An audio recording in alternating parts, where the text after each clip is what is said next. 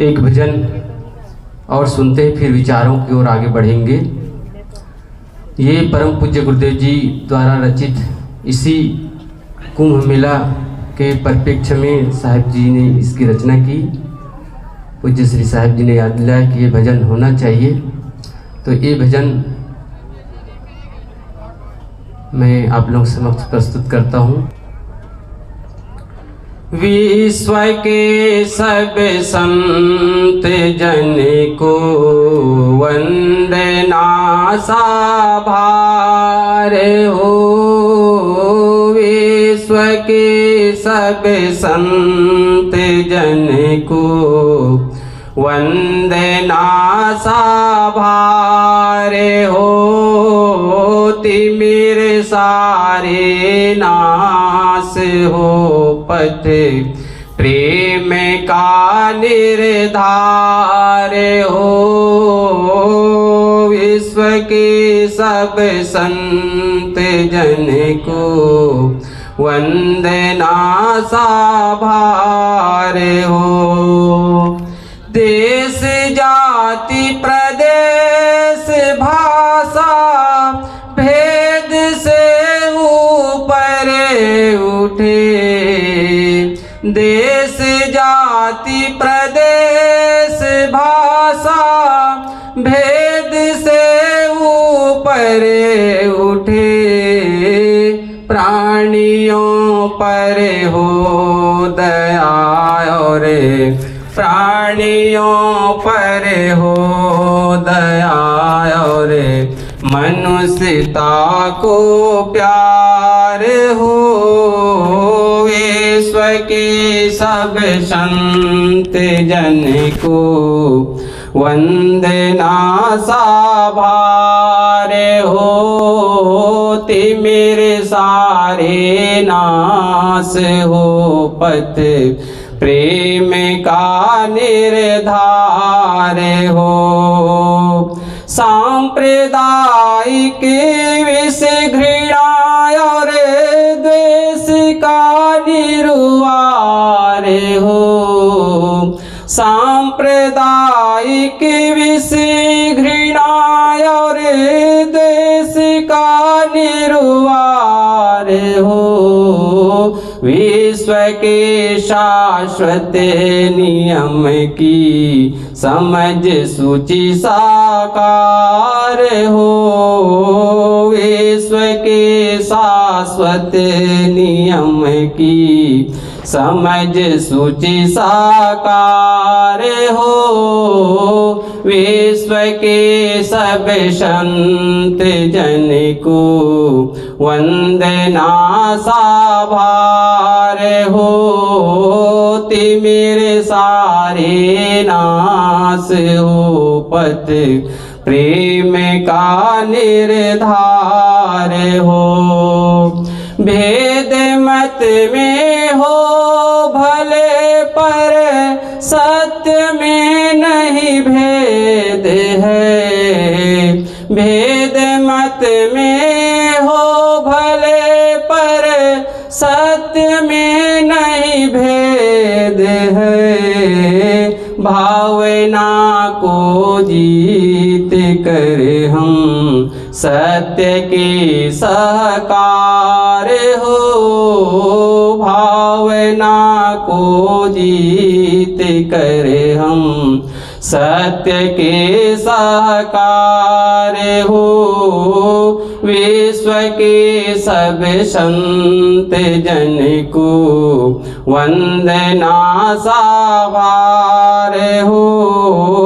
तिमिर सारे नाश हो पथ प्रेम का निर्धार हो। प्रेम में सोवे व जागे, प्रेम में जिए मरे। प्रेम में सोवे व जागे, प्रेम में जिए मरे। प्रेम पथ निर्मोह का निज रूप बोध विचार हो। प्रेम पथ निर्मोह का निज रूप बोध विचार हो। विश्व के सब संत जन को वंदना साकार हो। विश्व के सब संत जन को वंदना साभार हो। तिमिर सारे नाश हो पथ प्रेम का निर्धार हो। बोलिए सद्गुरु देव की जय। आगे हम सब अब संतों के विचार सुनेंगे और विचार के लिए मैं निवेदन करता हूँ, हमारे बीच उपस्थित हैं संत श्री राम साहिब जी। आपसे निवेदन है कि आप अपने विचारों से हम सबको लाभान्वित करें। बोलो सद्गुरु देव की जय।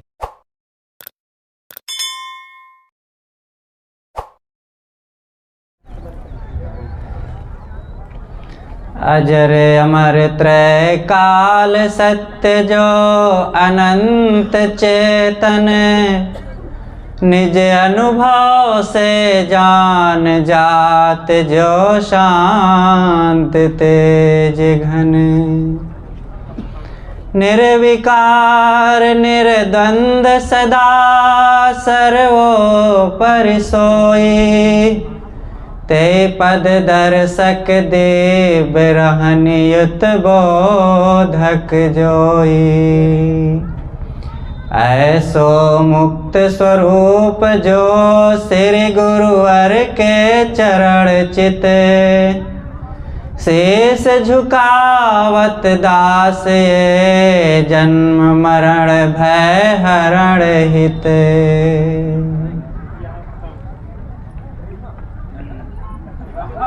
परम आराध्य सद्गुरु अभिलाष देव जी का ये कैंप है। हृदय में उनके चरणों का ध्यान करते हुए परम मंगलमय संत समाज,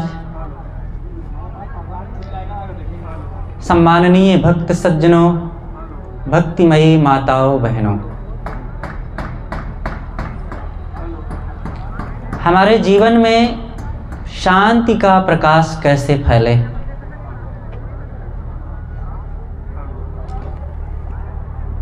अंदर से हमें पूछना चाहिए, क्या हम सचमुच शांति चाहते हैं? अगर चाहते हैं तो मिलती क्यों नहीं? मिलना चाहिए, लेकिन इसका जब काम करेंगे तब होगा। आज सबका मन चीजों की ओर ज्यादा जा रहा है।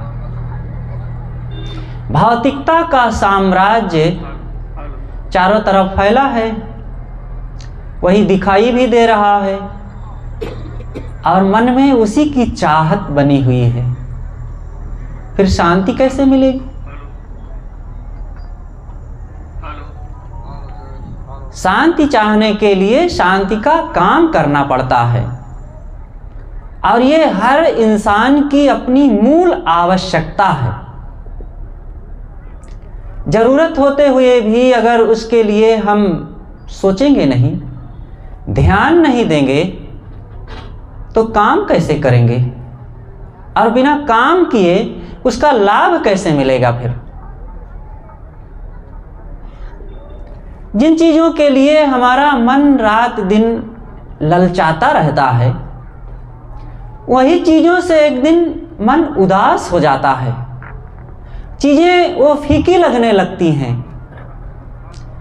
फिर क्यों बारंबार उधर ही आकर्षित हो रहे हैं? यही है अज्ञान, यही है विषयाशक्ति। विषयों की आसक्ति अनादिकाल से हमारे मन में गूंज रही है। बाहर कुसंग पदार्थ प्राणी, अंदर कुसंग कामना चाह। साथे कुसंग देह मन इंद्री, जगत में रह के करिहो का। ये सदगुरु विशाल साहेब जी का पद है, उसी में की ये पंक्ति है दो। साहब बताते हैं कुसंग हमारे चारों तरफ है, बाहर में प्राणी और पदार्थ हमें आकर्षित कर रहे हैं। वे क्या आकर्षित कर रहे हैं? हम खुद अज्ञानवश उधर आकर्षित हो रहे हैं और भीतर में इच्छाएं, कामनाएं, चाहनाएं ये भरी हुई हैं और साथ में इंद्रियां हैं। ऐसी स्थिति में ये सब जड़ और चेतन मिल करके हमको बहिर्मुख बना रहे हैं। परांच खानि वितृण स्वयंभू तस्मान परांच पश्चात नान्तरात्मन। ये उपनिषद का वचन है। गुरुदेव जी कहा करते थे कि प्रकृति ने हमारी इंद्रियों को बहिर्मुख बनाया है। हम सबके पास 5 ज्ञानेंद्रियां हैं। ज्ञान की इंद्रियां जिनसे बाहर 5 विषयों का ज्ञान होता है। आँख, नाक, कान, जीभ और त्वचा। इन सब से शब्द, स्पर्श, रूप, रस, गंध, इन 5 विषयों का ज्ञान होता है। और रात दिन हम इंद्रियों से इन विषयों का ज्ञान प्राप्त करते हैं और इन्हीं विषयों को देख देख करके आकर्षित होते हैं। केवल आंखों से ही नहीं, हर इंद्रिय से हम ग्रहण करते हैं संसार को। रात दिन हमारे सामने से संसार गुजर रहा है, भीड़ के रूप में। ये 5 विषय भीड़ हैं इस जीव के लिए और इस भीड़ में हम खो गए हैं। खुद को हमने खो दिया है। इन विषयों को इतना मूल्य बढ़ा दिया गया है कि हमारा कोई मूल्य ही नहीं रह गया। चीज मिले, शब्द, स्पर्श, रूप, रस, गंध आदि के रूप में हमें ये चीजें खूब मिलें और इन्हीं के लिए फिर अब सारा पुरुषार्थ कर रहे हैं। आत्म शांति के लिए कौन सा पुरुषार्थ हो रहा है? इसलिए हमें अंतर्मुख होने का पुरुषार्थ करना चाहिए। क्यों नहीं लाभ निश्चय होता है कि ये काम महत्वपूर्ण है? क्योंकि हम अंतिम सच्चाई को देखते ही नहीं हैं। जो कल होने वाला है उसको आज हम देखें। आज जो दिख रहा है केवल वही सच नहीं है, कल कुछ और होने वाला है। क्या होगा? बुढ़ापा आएगा, रोग आएगा, असमर्थता आएगी, ये संगी साथी छूटेंगे, शरीर जीर्ण शीर्ण होगा। तो उस समय हमारा कौन साथी होगा? उस समय के लिए हमने क्या कमाई किया है? शरीर के लिए तो सब लोग सोचते हैं बुढ़ापे के लिए धन कमा लें, बच्चों को बड़ा कर दें, ये सब काम आएंगे, साथ देंगे। लेकिन कितना ये साथ देते हैं? अंतिम में हमारी कमाई तो हमारे सदकर्म होते हैं। सदकर्मों की कमाई होना चाहिए। मैं कह रहा था हम इंद्रियों से 5 विषयों को रात दिन जानते हैं। आंख से रूप को, आंख बहिर्मुख ही है। आखिर आंख एक साधन है, वो हमें जीवन निर्वाह के लिए एक चीज मिली हुई है साधन के रूप में। इससे देख करके हम कोई चीज लें, दें, चलें, रास्ता देखें और शरीर निर्वाह में इससे बहुत बड़ी मदद मिलती है। जिसकी आंख खराब हो जाती है तब कितना कठिन हो जाता है व्यवहार करना। ऐसे कान है, कान से शब्द सुनते हैं और शब्दों को सुन करके अपने अंतःकरण के भाव को हम व्यक्त कर देते हैं दूसरों के सामने, तो इससे व्यवहार में बड़ी सरलता हो जाती है। ऐसे जीभ से रस ग्रहण करते हैं ताकि शरीर निर्वाह में कोई ऐसी चीजें हम ना खा लें जो हमारे शरीर के लिए घातक सिद्ध हो जाए और हम रोगी हो जाएं। ऐसे त्वचा से ठंडी गर्मी, कोमल कठोर आदि का ज्ञान प्राप्त करके उस तरीके से हम ठंडी से बचत, गर्मी से बचत अपनी करें ताकि शरीर में कोई क्षति ना हो जाए। हर विषय, ये पांचों विषयों को इंद्रियां बताती हैं, हमारे जीवन निर्वाह में सहयोगी हैं, लेकिन हम इन्हीं इंद्रियों के विषयों में अब सुख खोजने लगे, आसक्ति बनाने लग गए, परिणाम में दुख मिलने लगा। पांचों ज्ञानेंद्रियों में ये शक्ति नहीं है कि वो हमें आत्मा का दर्शन करा सके, और आत्मा इसीलिए अपरिचित ही बना रह जाता है, और जबकि इसी मानव जीवन में उसी को जानना बहुत आवश्यक है। आत्मज्ञान, अपने आप का ज्ञान, अपने आप का बोध। और इन इंद्रियों में कोई दम नहीं है। आंखें दृश्यों को, बाहरी भौतिक दृश्यों को दिखाएंगी, आत्मा को नहीं। कान बाहर के शब्दों को सुनाते हैं,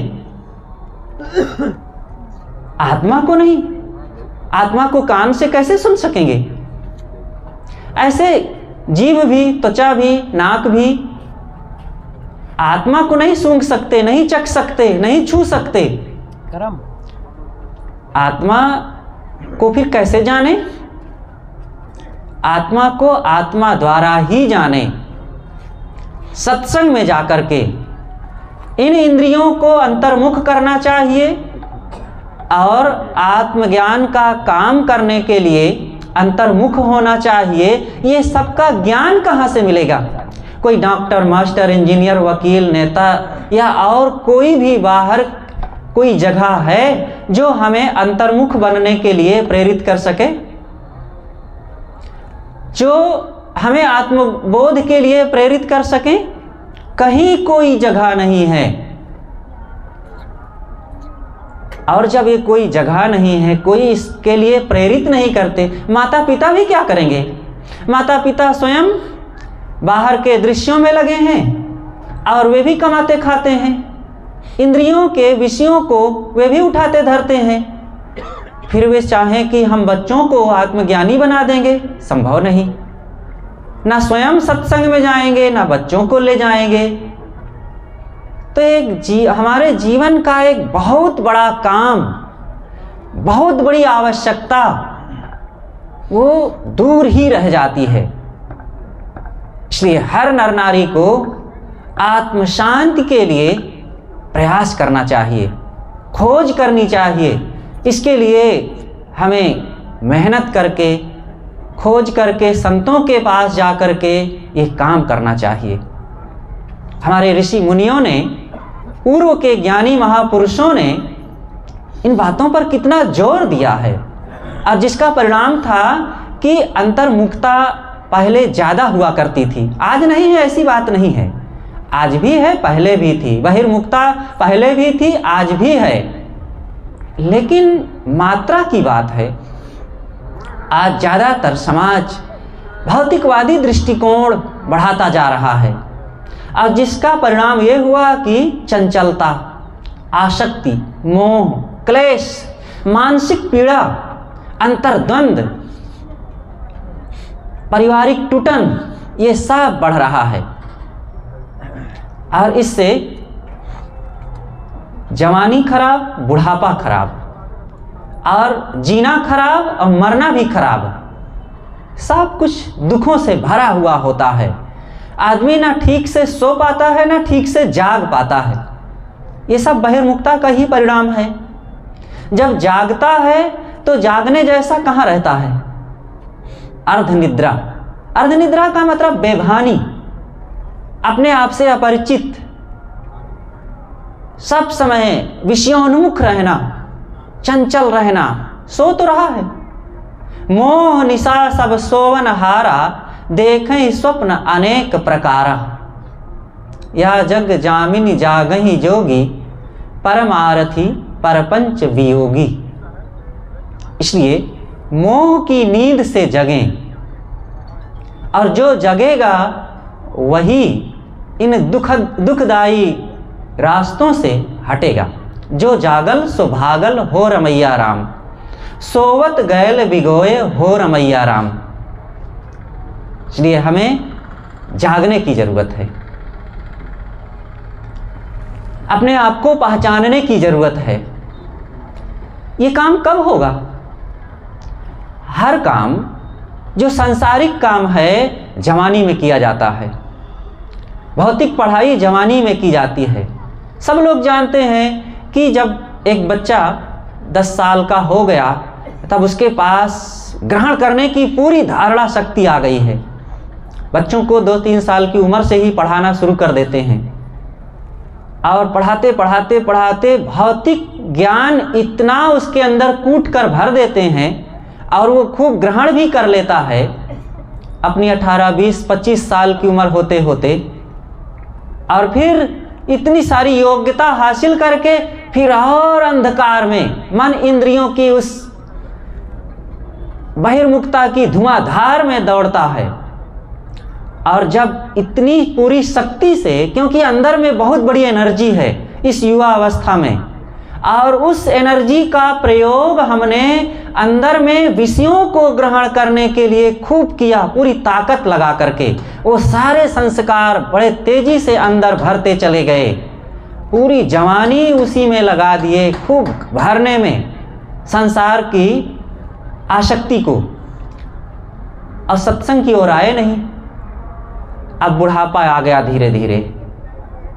अब चाह करके भी अपने मन को फिर बुढ़ापा में जो हमने भर रखा है 30, 40, 50 साल से अंदर में, अब उसको कैसे खाली कर देंगे?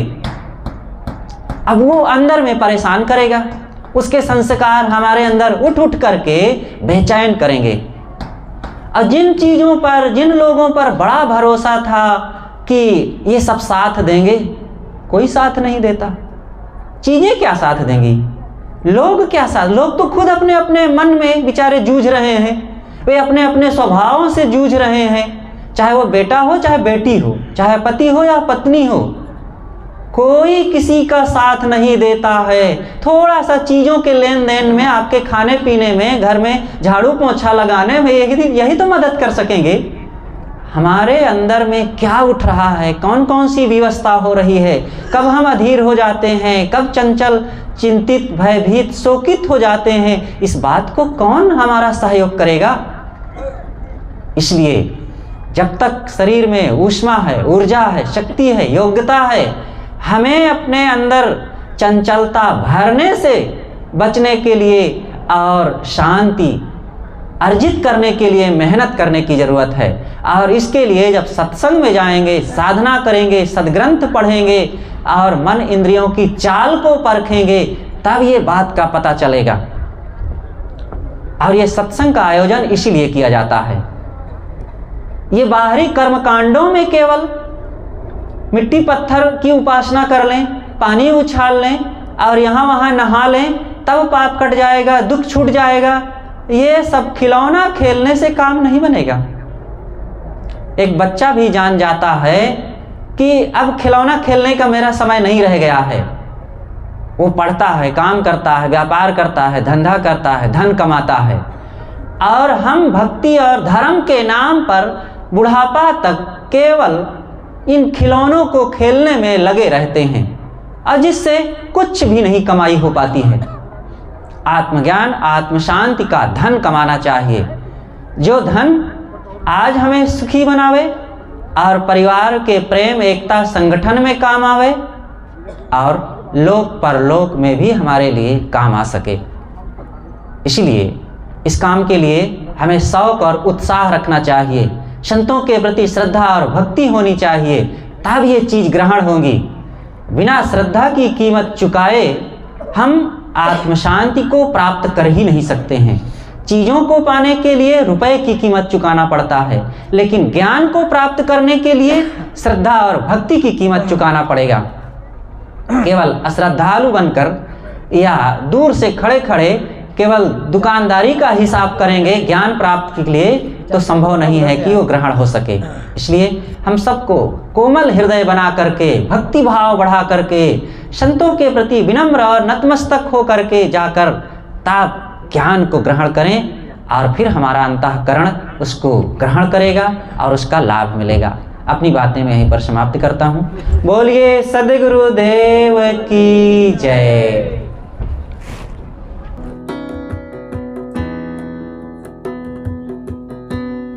कहने का मतलब है केवल बाहर, ये अब दुनिया को जानेंगे, स्वयं को नहीं जान पाएंगे। आवश्यकता क्या है? मैंने क्या कहा? जीवन निर्वाह के लिए आपको अपने से बाहर जाना है। अपने से बाहर मैंने कहा ना, आँखों से देखना है, कानों से सुनना है, जीभ से स्वाद लेना है, त्वचा से स्पर्श लेना है, नाक से गंध लेना है, ये सारी इंद्रियों का काम करना है। लेकिन बाद में फिर समय से क्या करना है? लौटना है। कल साहब जी से सुन रहे थे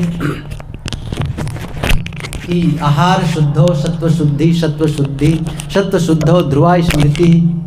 आहार शुद्ध करो, आहार शुद्ध हो तब सत्व शुद्धि, और सत्व शुद्धि ध्रुवा स्मृति, स्मृति लंबे सर्वग्रंथि नाम विप्रमोक्ष। तो ये शुद्ध होना चाहिए। अर्थात जब आप देखो तो वह देखो जो आपके मन की चंचलता न बढ़ाए, मन को सुकून दे, स्थिरता दे। वैसे ही किसी भी इंद्रियों के लिए इसको थोड़ा सा मैं इस ढंग से कहना चाहूँ कि ये आहार बाहर से लेना है। एक शब्द आता है योग दर्शन में, प्रत्याहार। नाम सुने होंगे, कभी ये शब्द सुने होंगे, प्रत्याहार। यम, नियम, आसन, प्राणायाम, प्रत्याहार, धारणा, ध्यान, समाधि, ये अष्टांग योग दर्शन में है। उसमें ये जो शब्द है प्रत्याहार, आहार तो हम समझ लिए ना, आहार माने ग्रहण करना, आहरण करना। ये तो कल बहुत विस्तार से साहब जी से सुने। अब उसे प्रत्याहार का मतलब है, प्रति कहते हैं लौटने को, लौटना।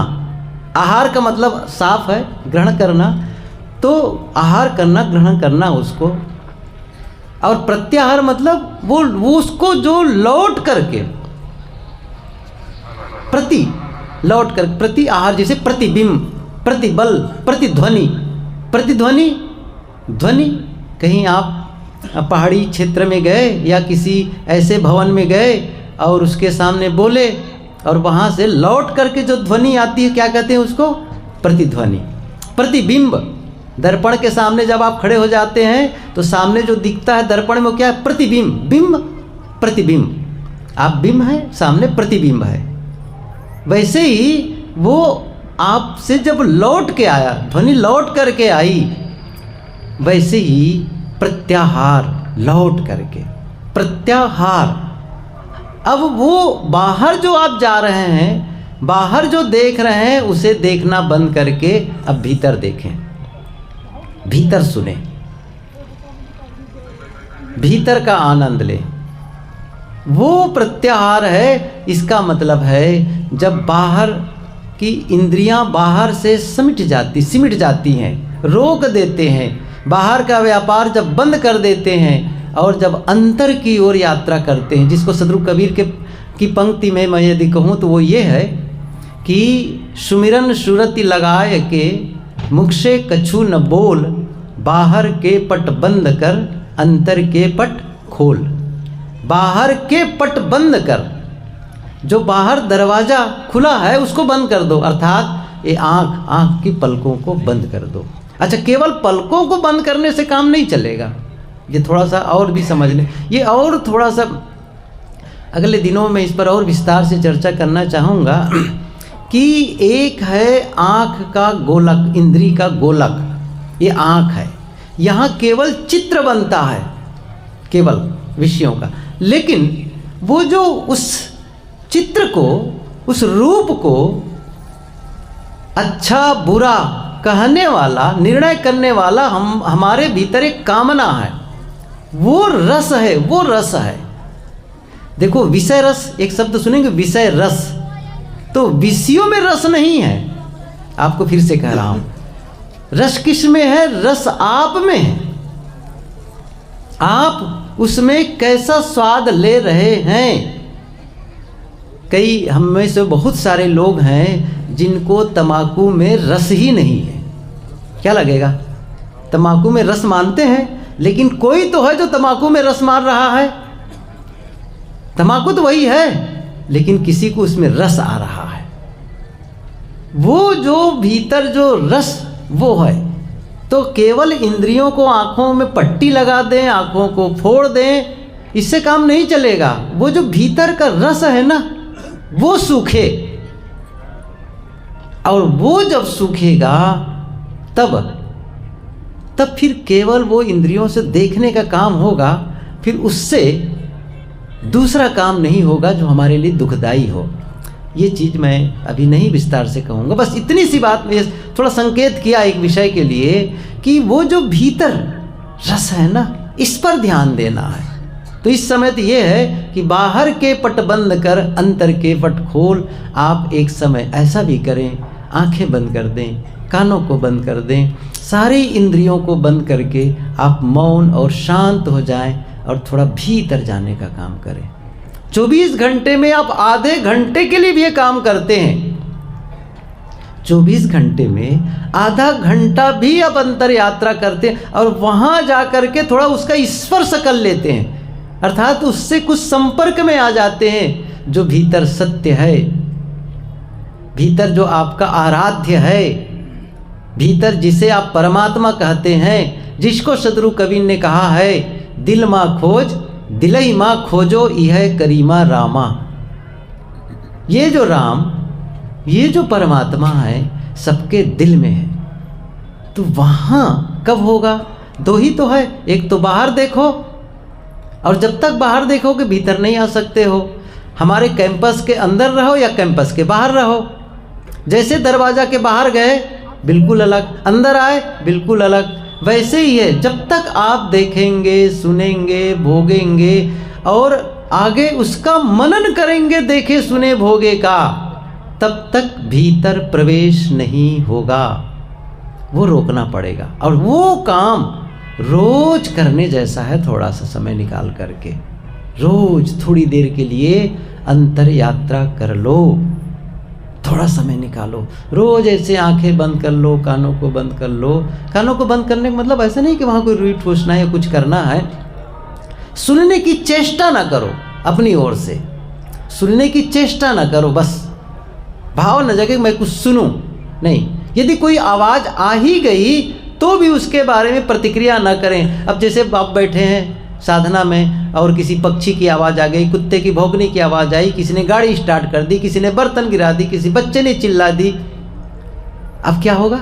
अब उसको लेकर के देखो, ये साधना में व्यवधान कर रहे हैं, बाधा पहुंचा रहे हैं। ये भाव न जगे। जैसे आप सोचे कि साधना में व्यवधान ये पहुंचा रही, ये आवाज़ मुझे बाधा पहुंचा रही है, बस बाधा बन गई। वो आवाज़ आई और उसको गुजर जाने दो, आवाज़ आई उसको ऐसे गुजर जाने दो। उस पर किसी प्रकार का कोई समीक्षा न करो, ये चेष्टा हो। देखिए प्रारंभ में सारा काम कठिन है, हर काम कठिन है प्रारंभ में, लेकिन जब आप करते जाएंगे तो यही हर काम कठिन होता है। जब आप गाड़ी चलाना शुरू किए तो कठिन लगता था, आज सरल हो गया है। कोई नया काम करो कठिन लगता है, कोई व्यापार शुरू करे, कोई काम कठिन लगता है, लेकिन करते करते वो काम सरल हो जाता है। ऐसे ही ये काम है, नहीं करेंगे कभी नहीं होगा। हम सोचेंगे अपने आप हो जाएगा, कभी नहीं होगा। आप कहेंगे गंगा नहाने सो जाएगा, अभी संगम में कई लोग डुबकी लगा के आए होंगे, मैं क्षमा चाहता हूँ, मेरी कोई आलोचना नहीं है। जाओ संगम में, एक बार नहीं 1000 बार डुबकी लगा करके आ जाओ, अंतर यात्रा उससे होने वाली नहीं है। आपको भीतर जाकर के प्रवेश करना होगा, और जब तक उसके साथ संबंध नहीं होगा, सारे तीर्थ हमारे लिए ऊपर की चीज़ें हैं, सब दिखावा है।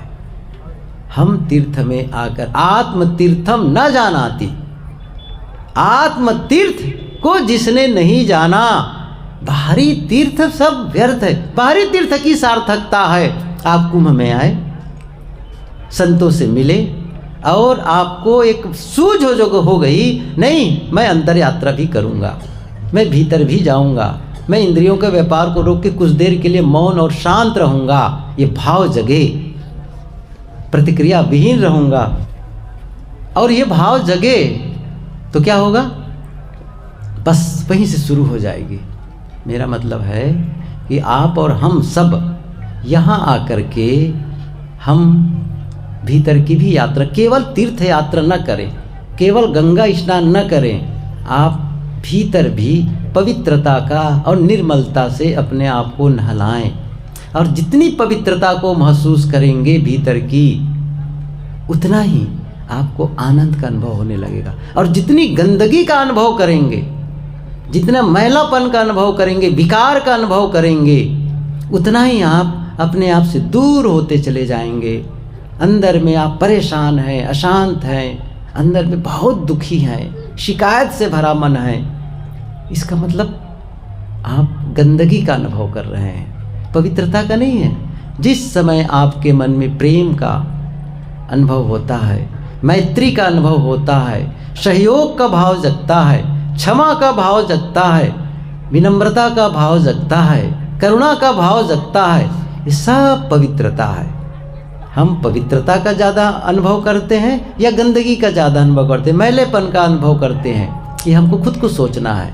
कितनी देर तक मेरा मन मैला रहता है, कितनी देर तक मेरे मन में पवित्रता रहती है। असली तीर्थ तो ये है, ये हमको अपने जीवन में अपनाना है। साहेब जी का समय कुछ देर में होगा, अभी समय है, तो हम साहेब जी लोगों के विचार सुने। श्रद्धेय संत श्री सजीवन साहेब जी विराजमान हैं। मेरा निवेदन है कि आप अपने गंभीर विचारों से हम सबको लाभान्वित करें। आप सब भी सत्संग का लाभ लेते रहें। आश्रम में परिसर में जो अपने कैंप की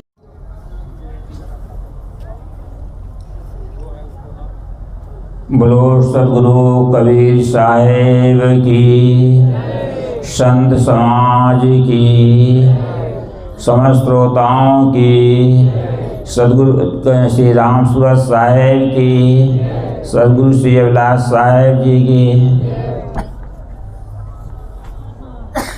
ध्यान दें,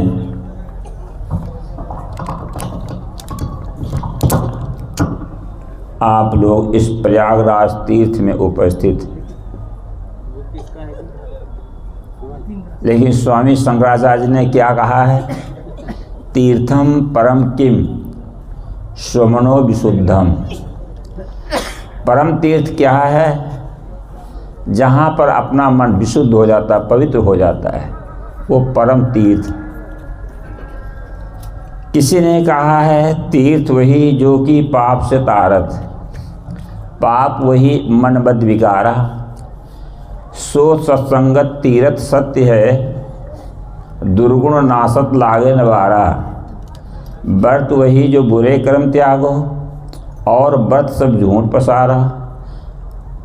भक्त वही जो है, पूजा वही जो कि चेतन पूजित, भक्त वही गुरु प्रेम न टारा।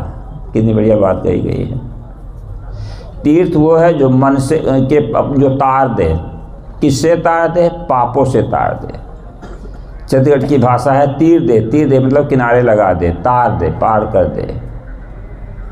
जो पार कर दे किससे, पाप से। पाप है क्या चीज़, पाप जो मन में विकार भरे हुए हैं उसको छुड़ा दे। काम, क्रोध, लोभ, मोह, अहंकार, राग, द्वेष, छल, कपट, ये सब मन में भरा हुआ है। तो वो तीर्थ कहाँ छूटते हैं, वो सत्संग के द्वारा ही छूटते हैं। बाहर के तीर्थ को लोग महत्व दिया है, लेकिन तुलसीदास जी ने लिखा है, ये अध्यात्म के विषय में कहा है कि जहाँ त्रिवेणी में लोग स्नान करते हैं और अपने पाप को धोते हैं, ऐसा लोग कहते हैं त्रिवेणी में स्नान करने के लिए। सभी लोग जाते हैं तीर्थ, उसमें स्नान करते हैं कि हम लोग आए हैं प्रयागराज में तो जरूर स्नान कर लें। क्या वहाँ स्नान करने से आपका मन का पाप धुलेगा? किसी ने व्यंग किया है, नदी नहाए सब कुछ पावे, ताल नहाए आधा। कुआं नहाए कुछ न पावे, घर नहाए बाधा। मतलब क्या? नदी नहाए तो सब कुछ पावे। आप लोग कभी गए होंगे दिल्ली में, जो जितने बड़े बड़े नाले हैं, गंदे नाले, सब जमुना जी में गिराए गए हैं, और वही जमुना वहाँ में सब पानी आता है। फिर आगरा होकर के जमुना गुजरती है, वहाँ भी सारे नाले गिराए गए हैं। जितना उसमें मैला कुचैला, टट्टी और पेशाब, आदमी या पशु सब कुछ फेंके जाते हैं, अब वो सब बह करके आता है। तो जितनी गंदगी है, आपको नदी नहाए तो सब कुछ पावे। अगर तालाब में नहाते हो तो सिवाने भर की गंदगी मिलेगी। मैं एक बार छत्तीसगढ़ में था, वर्षा हो रही थी, कहीं जाना था, छत्ता ओढ़ करके जा रहे थे। जो तालाब था, तालाब के पार पे लोगों ने इतना टट्टी किया था, और वो टट्टी बह बह करके सब तालाब में जा रही थी। उसी में लोग स्नान कर रहे थे। हमको तो देखकर बड़ी घृणा हुई। नहीं, टट्टी ताज़ी बह बह करके तालाब में जा रही है, उसमें कुल्ला करते हैं लोग, स्नान करते हैं। तो तालाब में अगर नहाते हो तो आप थोड़ी सिवाने भर की गंदगी मिलेगी। अगर घर में नहाते हो तो साफ़ पानी, शुद्ध पानी, कुछ नहीं मिलेगा। और नहीं, नल पर कुआं पे नहाते हो, घर में पानी भर के लाओगे तो जो है बाधा लगेगा। खैर, लोगों की आस्था है, मान्यता है कि त्रिवेणी में स्नान करें। यहाँ पर सत्संग में त्रिवेणी क्या है?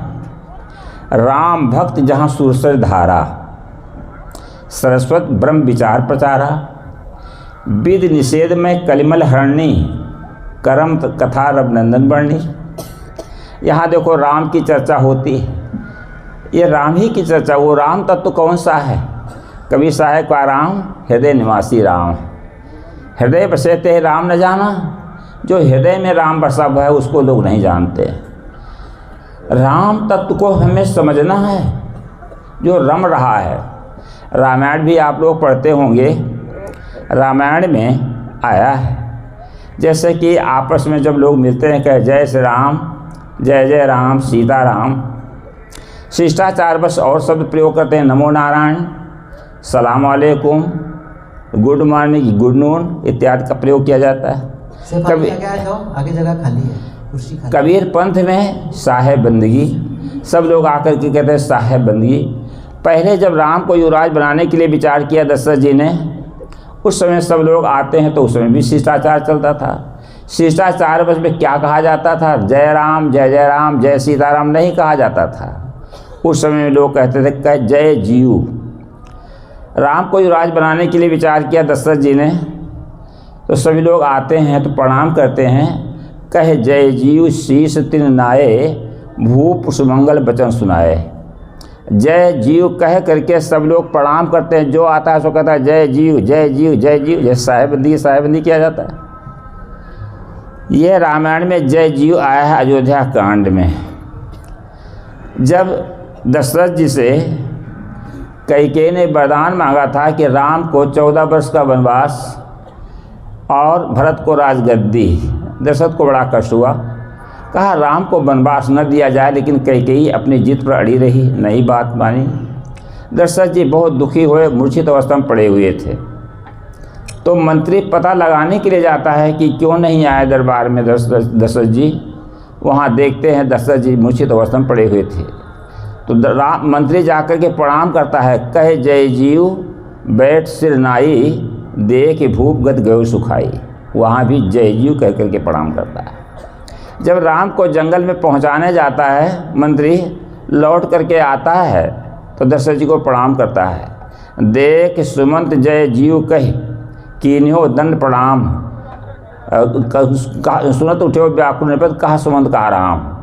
जब मंत्री आता है और जय जीव करके कह करके प्रणाम करता है दशरथ जी को, तो मंत्री से कहते हैं दशरथ जी के राम कहाँ है? देखो जय जीव आया है, सन्मुख होए जीव जब मोही, कोट जन्म अग्नाशो तवही। तो उस समय में क्या कहा जाता है? जय जीव।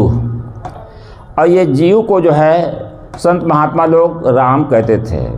रमनते योगनो यस्मन्नत रामा, योगी जन जिसके विषय में रमण करते हैं उसको क्या कहते हैं? राम। रमे निरंतर आत्मा सब घट आठों याम, याही ते संतन धरा राम ता उसका नाम। जो सबके घट के अंदर निरंतर रमण करता है, रमने के नाते उसका नाम पड़ा राम। राम ऐसा पवित्र नाम दशरथ जी ने सुना था, अपने प्रिय बेटे का नाम रखा था राम।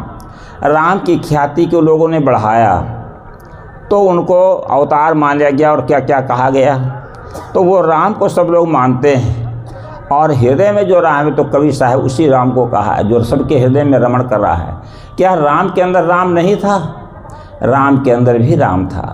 कैकेयी मंथरा में राम था, भरत शत्रुघ्न में राम था, रावण में भी राम था। और जब राम नहीं रहेगा तो सही चल नहीं सकता। इस तत्व को हर व्यक्ति को समझ लेना चाहिए। तो लोग कहते हैं कबीरपंथी राम नहीं मानते। एक बार छत्तीसगढ़ में आज से करीब 45 वर्ष पूर्व की बात होगी, भ्रमण चलता था, ऐसे सत्संग होता रहता था। कुछ लोगों ने कहा कबीरपंथी न राम माने, न मूर्ति माने, न तीर्थ माने। भक्तों ने हमारे पास कहा, हम कहा भाई देखो सबकी मान्यता अलग अलग है। हिंदू भी मानता है, मुसलमान भी मानता है, ईसाई भी मानते हैं और सभी संप्रदाय के लोग भी मानते हैं। सबकी मान्यता अलग अलग, हमारी भी मान्यता है। लेकिन हमारे पास आए कौन राम को वो मानते हैं, कौन राम को हम मानते हैं। कुछ लोग हमारे पास आए, हमने एक प्रश्न किया कि आप कौन से राम को मानते हैं। अब कभी सत्संग तो किया नहीं, केवल ये एक आक्षेप देते हैं कि कबीरपंथी राम नहीं मानते, मूर्ति नहीं मानते, तीर्थ नहीं मानते। ये आक्षेप केवल देते हैं, लेकिन समझते नहीं कि कबीरपंथी क्या मानते हैं क्या नहीं मानते हैं। हमने कहा अगर राम के शरीर को राम मानते हो तो अयोध्या में राम की हड्डी पसली नहीं मिल सकती। इतने पूरा परिवार उन्हें गुप्त हो गया समुद्र नदी में, मतलब जल समाधि ले लिया, उनका सही तो आज नहीं मिलेगा। वो राम भी आपको नहीं मिल सकते। अगर राम के चरित्र को मानते हो तो कहते हैं प्रातः काल उठकर रहुना था, माता पिता गुरु नवय माता। राम एक पत्नी वाले थे, राम जो है नीतिज्ञ थे और सब गुण उसके अंदर हैं, वो मानना चाहिए। तो क्या उसको मानते हैं? तो वो भी राम नहीं मानते हो। अगर कहो कि राम जो है कौन से राम, तो कबीरपंथी ये कहता है, देखो यहाँ पर कितनी बात बताई जाती है, मातृ देवो भव, पितृ देवो भव, आचार्य देवो भव। माता देवी है, पिता देवता है, आचार्य देवता है। ये राम ने किया, इसलिए उनका लोग मानते हैं। अगर उनके चरित्र को राम मानते हो तो ऐसे मानना होगा। तो कहने का मतलब यह है, अगर आत्मा को राम मानते हो जो कबीरपंथी मानते हैं, आत्मा जो अभी हमने शब्द क्या कहा, वो जीव ही राम है, ये आत्मा ही राम है। तो कबीरपंथी मानते हैं कि राम अनंत अनंत गुण अमित कथा विस्तार, ये अनंत राम है और अमित गुण उनका है, विस्तार है उनकी कथा। तो इस राम को मानते हो। तो क्या कबीरपंथी राम को नहीं मानते? कबीरपंथी खटमल में राम मानते हैं। खटमल जू चीलर सभी बिच्छू सर्प जो होए, जीव जंतु छोटे बड़े मत मारो इनको है। क्योंकि मच्छर में भी राम है, मक्खी में भी राम है, हाथी घोड़े में भी राम है, हमारे अंदर राम है, नारियों के अंदर भी राम है, सबके अंदर राम रमा हुआ है। तो कैसे को तो कबीरपंथी राम नहीं मानते। कबीरपंथी मूर्ति को मानते हैं। आप उस मूर्ति को मानते हैं जो मूर्ति न चलती है, न फिरती है, न खाती है, न पीती है। किसी ने कहा है मंदिर में पड़ी मूर्ति कुछ खा न सकेगी, पूछो जो कोई बात तो बतला न सकेगी, पूछो जो कोई बात तो खामोश रहेगी, उठ करके चल दोगे तो कुछ नहीं कहेगी। रख दोगे खाने को फल फूल मिठाई, आ जाएगा चूहा तो कर जाएगा सफाई। मुखड़े से अपनी मक्खी उड़ा न सकेगी, मंदिर में पड़ी मूर्ति कुछ खा न सकेगी। खैर आपकी आस्था तो मानते हो, लेकिन वो मूर्ति मानते हैं। यहाँ पर क्या माना जाता है कि जितने मूर्ति हैं नारी और पुरुष की मूर्ति हैं, सब बैठे कि नहीं। जो मूर्ति है खाती है, पीती है, चलती है, फिरती है, उस मूर्ति को माना जाता है। तो क्या हम लोग मूर्ति नहीं मानते हैं? कितने मूर्ति हैं? 5 मूर्ति, 10 मूर्ति, 50 मूर्ति, 1000 मूर्ति, 100 मूर्ति। अब ये मूर्ति देखिए, मूर्ति है तो हम लोग मूर्ति नहीं पूजा करते हैं क्या? तो गुरु की पूजा होती है, संत की पूजा होती है और आत्मा की पूजा होती है कि सबके अंदर आत्मा, सबके अंदर भगवान है, भगवान की पूजा करो। तो कहने मतलब कबीरपंथी मूर्ति भी मानता है और कबीरपंथी तीर्थ को भी मानता है। हम लोग तीर्थ में हैं कि नहीं? यहाँ कितने कबीरपंथी क्षेत्र लगे हुए हैं इस इलाहाबाद प्रयागराज कुंभ में। तो हम लोग तीर्थ में आए हैं कि नहीं? हाँ भाई, विवेक पूर्वक विचार पूर्वक काम किया जाता है। रोज़ स्नान करते हैं, ऐसी बात नहीं स्नान न करें। खैर वो जैसे हमने अभी बतलाया कि नदी का पानी उतना शुद्ध नहीं है तो हम ये यहाँ सब पानी नहाते हैं। आपकी भावना है तो आप शुद्ध मानते, कोई बात नहीं। तो राम भक्त जहाँ सुरसर धारा, जहाँ राम की भक्ति है, आत्मस्वरूप भक्ति है, ये जो है सुश्री गंगा है, पापनाशनी गंगा जी हैं। तो ये राम की भक्ति बताई जाती है कि नहीं? देखो, जब से कि यहाँ कार्यक्रम होता है, आत्म जड़ और चेतन का बोध कराया जाता है, उसकी बात होती है। अब दो ही विषय है, जड़ और चेतन, आत्म और अनात्म। तो यहाँ राम की भक्ति बतलाई जाती है। सरस्वती क्या है? ब्रह्म विचार। ब्रह्म किसको कहते हैं? बृहत्वाद ब्रह्म, जो बड़ा है, महान है। वो कौन है? कहा जाता है अहम ब्रह्मास्मि, मैं ब्रह्म हूँ। ब्रह्म श्रेष्ठ, महान, तो वो ब्रह्म आत्मा है। अब इसकी जो है चर्चा हो रही है, तो कहने का भाव यह है कि इस ब्रह्म तत्व का विचार होता है। वो ब्रह्म नहीं माना जाता जो व्यापक कहते सर्वव्यापक है, लेकिन वो विवेक सम्मत सिद्ध नहीं होता है।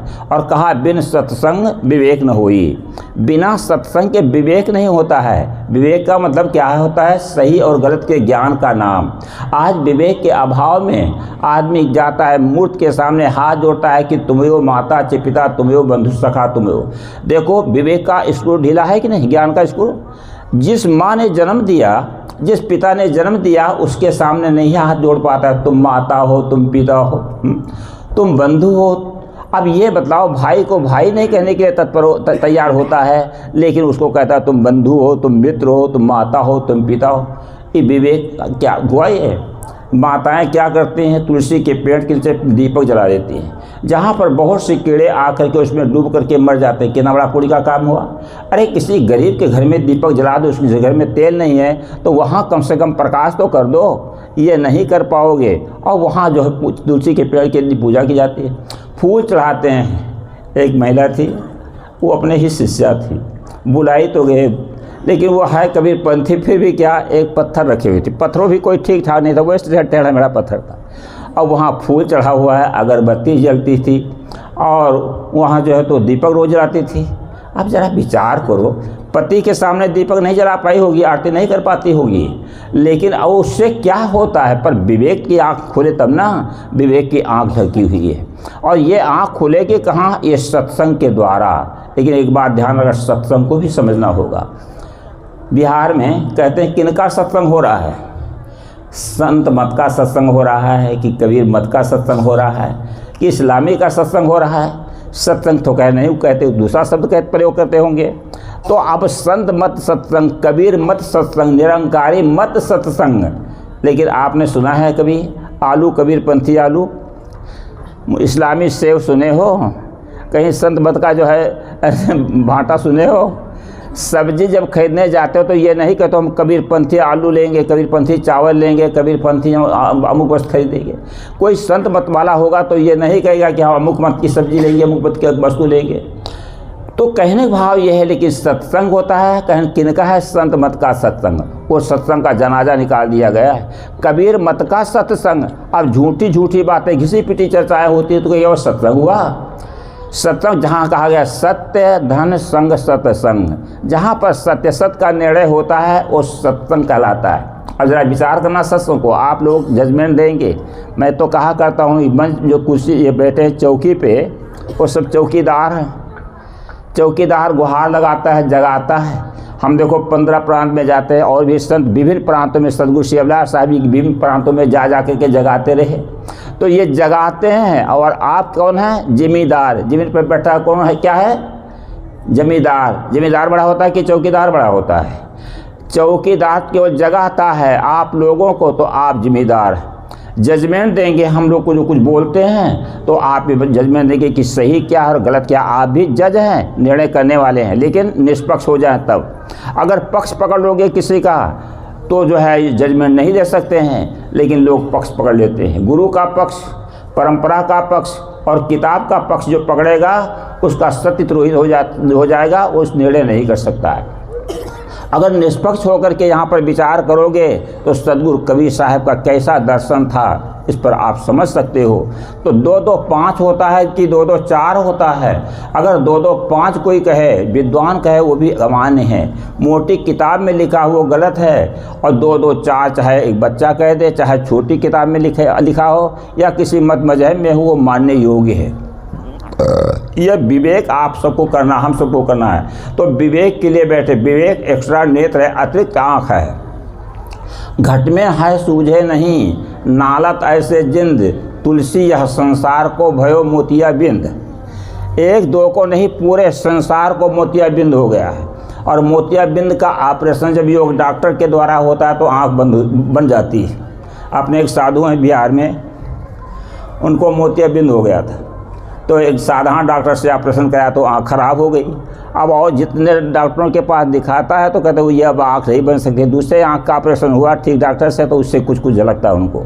अब भला बताओ, ये आँख का जब ऑपरेशन करवाते हो अच्छे डॉक्टर को काफ़ी खर्चा करके करवाते हो, लेकिन जो विवेक और विचार की आँख है उसका ऑपरेशन अगर जैसे तैसे गुरु बना लिया आपने तो आँख नष्ट हो जाती है। तुलसीदास जी ने कहा, अंजन कहा आँख जे फूटे बहुत तक कहों कहा लो। जिस अंजन की या सुरमा या दवा डालने से आँख फूट जाए तो वो दवा डालना उचित है क्या? जिस गुरु के द्वारा आपका विवेक नष्ट हो जाता है, निर्णय करने की क्षमता नष्ट हो जाती है, ऐसे गुरु के पास जाने से कोई लाभ नहीं हो बल्कि बहुत बड़ी हानि हो गई। इसलिए गुरु का चुनाव जानबूझ करके करो और गुरु के पास जब जाओ तो निश्चित है गुरु की सेवा करो, भक्ति उपासना करके उस ज्ञान को ले लो।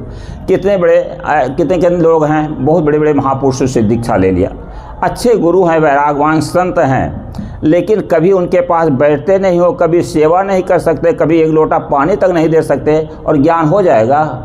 कोई विद्या किसी अच्छे कॉलेज में एडमिशन करा ले और क्लास करवे न करे तो ज्ञान हो जाएगा क्या?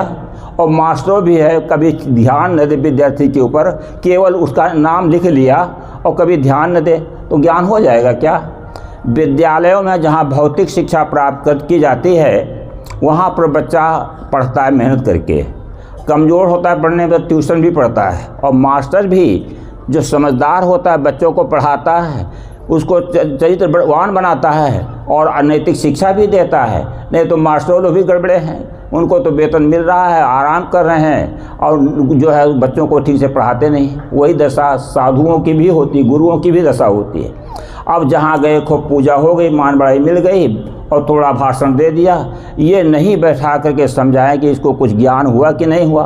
पुराने संत हैं, 50-50 60-60 वर्ष के भक्त हैं और बड़े बड़े पुरुषों से दीक्षा ले लिया, उनसे पूछो आप कौन हैं, उनको पता ही नहीं। अब गुरु बेचारा क्या करे, शिष्य माँ है चूक। अब गुरु कितना समझाए, गुरु तो खूब समझाता है, अब और लोग समझाएं चाहे न समझाए, हम तो भाई बहुत समझाने की कोशिश करते हैं, चाहे हमारा शिष्य हो अथवा न हो, हम स्वयं पकड़ करके समझाने की कोशिश करते हैं उसको, हमारे पास अगर कोई पहुंच गया तो। अब गुरु लोग क्या है, आए दर्शन करके चले गए, इससे हो जाएगा क्या? और आप भी सेवा नहीं करोगे तो उससे लाभ मिल जाएगा क्या? मैं उदाहरण देता रहता हूँ, सुन लो उदाहरण। एक भक्त था, उसके यहाँ गुरु जी आए तो गुरु जी को सेवा करता था, नहलाता था, लाओ गुरु जी को स्नान करा दें। इतने लोग जितने बैठे होंगे, कितने लोग होंगे जो गुरु जी को स्नान कराया होगा, कपड़ा धोया होगा? किया है कभी? माला तो पहन लिया लेकिन कभी नहीं हुआ होगा लाओ हम गुरु जी की सेवा कर दें। तो वो भक्त स्नान करा रहा था, भले भैंसा को धो लिया होगा, बाल बच्चों के नाक थूक साफ कर लिया होगा, लेकिन किसी साधु जो असहाय है, कमज़ोर है, उसकी सेवा नहीं कर सके, कभी गुरु की सेवा नहीं कर सके। तो वो खैर नहला रहा था गुरु जी को, उसकी लंगोटी फट गई थी गुरु जी की। गुरु जी ने कहा बेटा लंगोटी फट गई है। भगत ने कहा गुरु जी सब वैशाख में आइएगा तो लंगोटी ला दूंगा। अब गुरु जी की लंगोटी अभी फट गई, वैशाख बुला रहा है।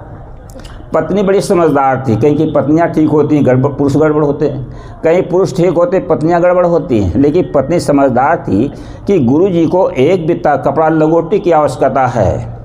लेकिन भगत जी कहते हैं बैसाख में आइएगा, तब तक गुरु जी बिना लंगोटी के रहेंगे।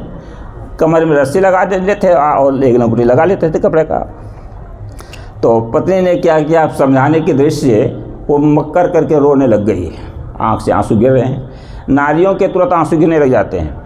कहावत है गाड़ी का चक्कर और मेढ़ी का मक्कर और भेड़ा का टक्कर बड़ा ज़बरदस्त होता है। भेड़ा टक्कर मारता, पालते हैं तो कहते हैं डू आएगा, पेड़ पैट में ठोकर मार के चला जाएगा, नहीं तो मारेगा। तैसे ही नारियों का मक्कर बड़ा कठिन होता है। खैर आप लोग जानते हैं, हम लोग दूर से अनुभव करते हैं, आप लोग निकट से अनुभव कर रहे होंगे। तो रो रही है तो डॉक्टर को बुलाया, डॉक्टर दवा दिया, लेकिन बीमार थोड़े थी, फिर रो रही है। सोखा बैगा बुलाया गया, झाड़ फूंक किया तो भी ठीक नहीं हुई। पंडित जी बुलाए गए, ग्रह दशा देखे तो भी ठीक नहीं हुई है। उसने कहा एक बार मनौती किया था 5 साधु को भंडारा देने के लिए, और बस दान करने के लिए कहा था, वो काम नहीं हो पाया। बेचारा 5 साधु को ढूंढ करके लाया, खीर पूरी सब्जी का भोजन कराया और 30-35 मीटर कपड़ा ला करके अचरा, लंगोटी और साफी सब महात्माओं को उसके हाथ से दान करवाया। अब वो ठीक हो गया, ये करवाना था। गुरु जी के पास जाती है, कहा गुरुदेव भगत जी किसके चेला हैं? अब हम लोग कहते कोई दीक्षा तो कहते हमारे चेला हैं कि चेला हैं पता नहीं है लेकिन कहा हमारे चेले हैं। गुरु जी के भक्त लड़की स्त्री ने कहा महाराज आप झूठ बोलते हो? कहा मैं झूठ कभी नहीं बोलता। अरे कहा जब आपको 1 बित्ता कपड़े की आवश्यकता थी तो भगत जी ने कहा बैसाख में वादा किया बैसाख में आइएगा, और हमने कहा तो कई हज़ार रुपया जो है खर्चा कर डाले। तो आप ये जजमेंट दे गुरु जी कि आपके चेला है कि हमारे चेला है तब गुरु जी ने कहा नहीं भाई असली चेला तो तुम्हारे। अब ये भला बतलाओ, स्त्री के चेला बनोगे, स्त्री पुरुष की चेलिन बनेगी तो क्या होगा? 2-4 बेटी बेटा होंगे, ज़िंदगी उलझ करके रह जाएगी, ज़िंदगी भर रोओगे। और गुरु के चेला बनो तो देखो दोनों हाथ में लड्डू है, लोक और परलोक दोनों बनता है। इन साधु को देखो, आगे सोच न पाछे गुन्ना, कहाँ कबीर बैठ रहा मुन्ना। गुरु संत की सेवा किया, इसका फल देखो तुरंत मिल रहा है कि नहीं मिल रहा है। और आप लोग जो संसार की सेवा करते हैं उसमें क्या मिलता है? सज्जनों खैर परिवार में है, सेवा करना पड़ेगा, लेकिन गुरु संत को भी समझो, अध्यात्म को भी समझो, परमात्मा को भी समझो, और इसको करते रहना चाहिए। तन और मन और धन से ये सेवा करना चाहिए। सेवा से मेवा, टाल से महल, जुक्ति से मुक्ति प्राप्त होती है। तो कहने का भाव ये है कि परमात्मा में लगो, गुरु सेवा करो, जिसका फल बड़ा अनमोल होता है। तो कहने का भाव यह है गुरु समझ बूझ कर करें और गुरु के ज्ञान को लें, अपने जीवन में उतारने की कोशिश करें। और उसके लिए देखो बहुत सी बातें बतलाई जाती हैं। ध्यान अभ्यास में बैठना, रोज़ कुछ करना, 2 टाइम 3 टाइम रोज़ भोजन करते हो तो कम से कम 2 टाइम 3 टाइम बैठा करो, कुछ आंख मूंद करके। ना भी मन रुके तो भी बैठने का एक अभ्यास बनाओ, आपके घर के बच्चे भी बैठेंगे। अगर आप ध्यान में बैठे हैं तो दूसरे लोग देखेंगे कि नहीं भाई ध्यान बैठे हैं। अब आप कहाँ पर हैं? आप साक्षी हैं उसके, लेकिन दूसरा देख करके अनुकरण करता है, लेकिन शांत रहो, ध्यान बैठे हैं। और इसमें बैठना अनिवार्य है। बाहर की तरह मैं कहा करता हूँ बहिरात्मा, अंतरात्मा और परम आत्मा। अभी आप लोगों ने थोड़ा सा सुना था कि अंतर की यात्रा करो। हमारी यात्रा, क्योंकि हमारी इंद्रियां बाहर की ओर खुली हैं, आँख नाक कान ये सब बाहर की ओर हैं, तो बाहर की तरफ दौड़ हो रही है। कोई वो भी क्रिया करना पड़ेगा आपको, लेकिन अंतर की क्रिया भी करना है। सब की तरफ से क्रिया को बंद करके अंतर्मुख हो। जब आप मन इंद्रियों का संयमन करते हो तो अंदर में मन चलता है, मन दौड़ता है। अब वो मन जो है क्या, जो 5 विषयों का उपभोग किया है, उनके संस्कारों का जो समुच्चय अंतःकरण में टिका हुआ है, वो जो मनन होता है तो वही मन कहलाता है। और बहुत कुछ कर लिया गया है, बहुत जन्मों का भी है और इस जन्म का बहुत से संस्कार टिका हुआ है, और वो सामने आता रहता है। साधक साधना करता है, गुरु के द्वारा यही भजन का भेद लिया जाता है, तो गुरु इस भजन का भेद बतलाता है। तो जब साधना करते तो मन इधर उधर जाता है, तो मन का साक्षी बनने की कोशिश करें। फिर मन का साक्षी बने, और साक्षी तब तक है जब तक मन है, जब तक मन है तब तक जो है उसका साक्षी बनना है। लेकिन अगर अभ्यास हो जाता है तो जब साधना बैठोगे तो उसमें मन भी कुछ नहीं कर पाएगा, तो उस समय शांत हो गए। तो वही कहते हैं केवल, केवल अकेला। तो इस प्रकार से कैवल्य दशा में आने की आवश्यकता है। तो जब स्थिति कुछ मिल जाती, प्राप्त हो जाती है, तो उसको कहते हैं परम आत्मा। आत्मा तो वही है। जब बहिरंग वृत्ति उसकी होती है तो बाहर क्रिया करता है, और जब अंतर्मुख होने की प्रयास करता है तो उसको कहते हैं अंतर आत्मा। और जब वह परिपक्व कुछ अवस्था हो गई, जिसको कहते हैं सहज समाधि कहा जाए और कुछ कहा जाता है, तो उस स्थिति में जब आप आ जाते हैं तो वही हो जाता है परम आत्मा। आत्मा प्रशुद्ध हो गई और वही परम आत्मा हो जाती। इसके लिए हम लोगों को प्रत्येक दिन बैठना चाहिए, सभी लोगों को। अब कोई कहता है कि हमारा मन नहीं रुकता है, मन को इतना जो है दौड़ा रहे हो, संसार में इतना मन का जखेड़ा कायम कर दिया है, और कभी मन रोकने का अभ्यास किया है क्या? गुरु संत के पास बैठ करके कभी साधना की बात सोची है, सुनी है? बैठ करके पूछो। जब संत गुरु आवें उनके पास जाओ, उनसे पूछो। मैं कहा करता हूँ, गाय भैंस पालते हो तो दूध निकालते हो, नौकर रखते हो तो उससे काम लेते हो, और साधु की सेवा करते कि वारो तन मन धन सब पद पर खावन हार, तो साधु से क्या लोगे? जो संतों के पास ज्ञान का कोष है और वो जो भ्रमण करके अध्ययन करके एकांत साधना करके जो ज्ञानार्जन कर रखा है, वो ज्ञान के कोष को जो है तो उनसे निवेदन करके बंदी करके प्रणाम करके लेने की कोशिश करना चाहिए। कितनी माताएं हैं, खैर सेवा तो खूब करती हैं कि साधु गुरु आए हैं, बैठ करके सुनेंगी नहीं उनके पास, और सेवा तो खूब करते हैं। मैं पंजाब में गया, एक माता बढ़िया बढ़िया भोजन बना रही थी। हमने कहा माता जी हमारे भंडारी को दे दो, सामान बनाएंगे और कुछ बैठ करके सुनो। कहा सेवा करने का मौका मिला तो सेवा में कर रही हूँ। हमने कहा 2000 किलोमीटर से आए हैं भोजन करने के लिए, क्या हमको भोजन बिहार में नहीं मिलता है? क्या अन्यत्र भोजन नहीं मिलता है कि हम आपके यहाँ भोजन करेंगे? जो संतों से लेना है तो बैठ करके सुनो। तो मैंने सामान दे दिया, हमारे भंडारी भोजन बनाने लगे और वो बैठी तो उनको कुछ समझाया, कुछ दीक्षा उक्षा भी दिए। अब सुनोगे नहीं तो ज्ञान होगा कहाँ से? अब संत महात्मा आए को खूब खिला पिला दिया अच्छी तरह से, और उसके पास बैठ करके न कुछ पूछते हो न सुनते हो तो क्या लाभ मिलेगा आपको? इसलिए साधु गुरु आए तो उनसे पूछो। एक बात और ध्यान रखो, जहाँ कहीं आश्रम वगैरह होता है वहाँ पर भक्तों की भक्ति भी नहीं बन पाती। महात्मा लोग आएंगे आश्रम पर ठहरेंगे, अब आपका क्या लाभ होगा? भले आप भोजन करा दो, पूजा भी दक्षिणा दे दो, लेकिन बच्चों पर क्या प्रभाव पड़ेगा? अगर महात्मा घर में रहेंगे तो बच्चा से कहेंगे, प्रणाम करेंगे संतों को, कहेंगे अपने माता पिता के भी प्रणाम करो, माता पिता की भी आरती करो। अब उनको शिक्षा दी जाती है। देखो बच्चों का हृदय कोरा होता है, उस पर संस्कार दिए जाते हैं। मनुष्य को संस्कार दिया जाता है, पशु पक्षी कीड़े मकोड़े खान के जितने जीव हैं उनको संस्कार नहीं दिया जाता है, तो मनुष्य के लिए संस्कार दिया जाता है। ये संस्कार बच्चों में देना चाहिए। इसके लिए समय समय से माता पिता को चाहिए बच्चों को स्कूल में पढ़ावें तो सही, लेकिन सुबह शाम बैठ करके उनको संस्कार दें तो उनका समाज अच्छा बनेगा, परिवार अच्छा बनेगा। बोलो सद्गुरु देव की जय। आप सबसे निवेदन, गाने के पूर्व जरा जयकारा का घोष करें, जिससे कि आलस चंडाल इस पंडाल से भाग जाए।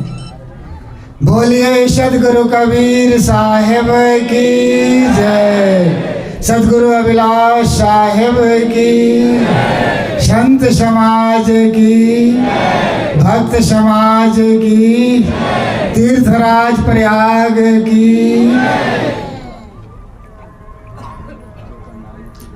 हिम्मत न हारिए प्रभु ना विसारिए, हिम्मत न हारिए प्रभु ना विसारिए।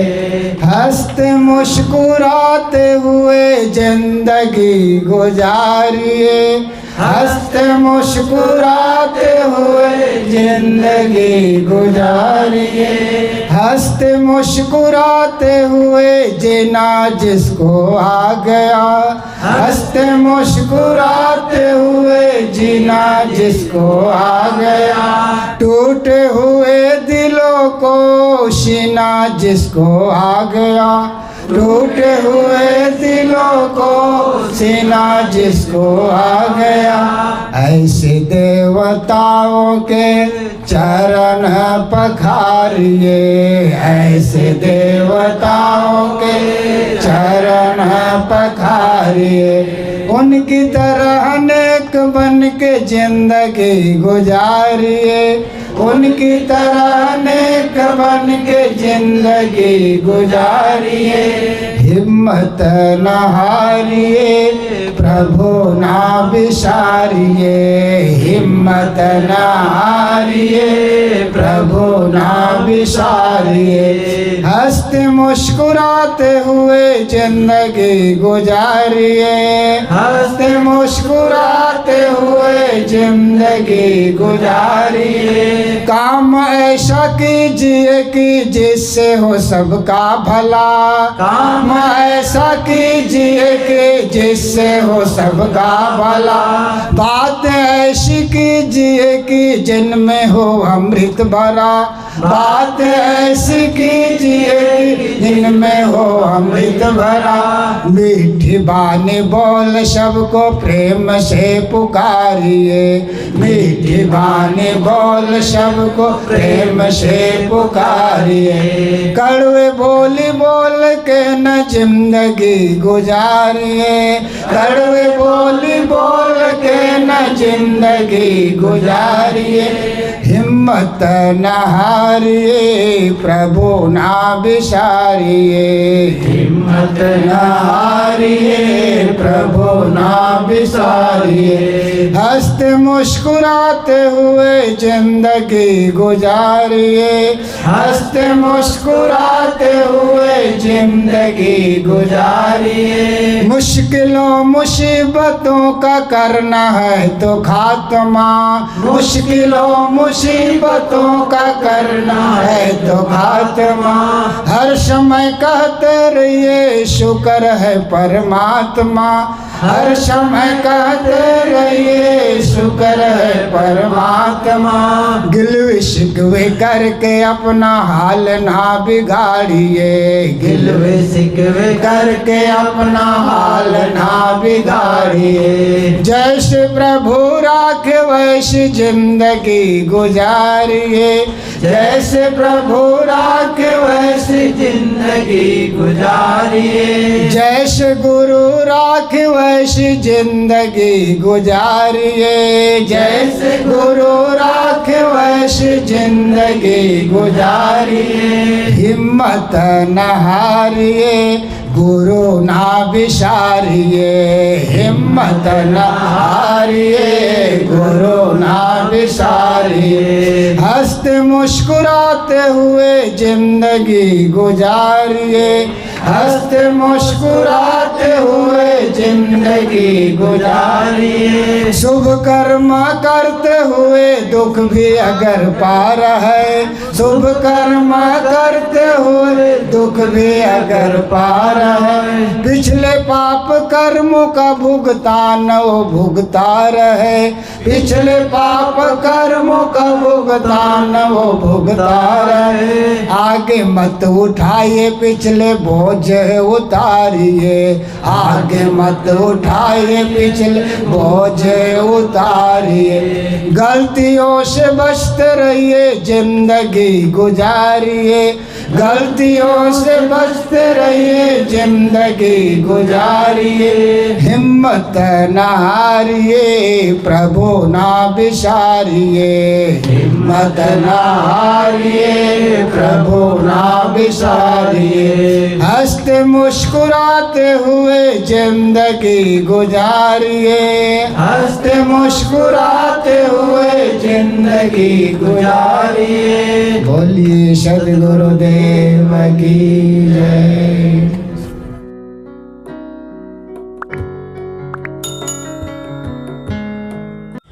मुद मंडल में संत समाज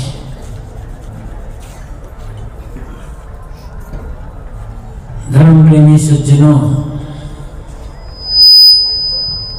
श्रद्धा मूर्ति देवी,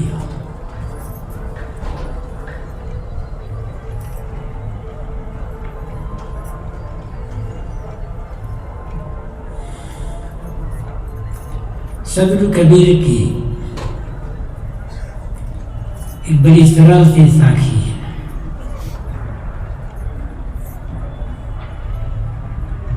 याद भी होगी बहुतों को। दुनिया सेती दोस्ती परत भजन में भंग, एका एकी राम सो की संतन की संग। दुनिया से दोस्ती मत करो, यदि दुनिया से दोस्ती करोगे तो भजन में बाधा पड़ेगी। इसलिए दुनिया से दोस्ती करना छोड़कर या तो अकेले बैठकर राम का चिंतन करो, या संतों के साथ बैठकर ज्ञान की चर्चा करो, ये समझो कि राम कौन है और राम का भजन कैसे करना चाहिए, राम भजन क्या है।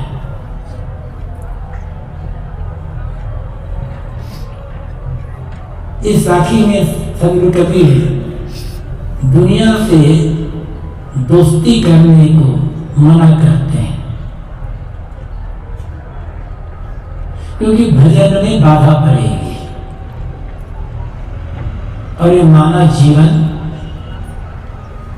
भजन करने के लिए मिला है।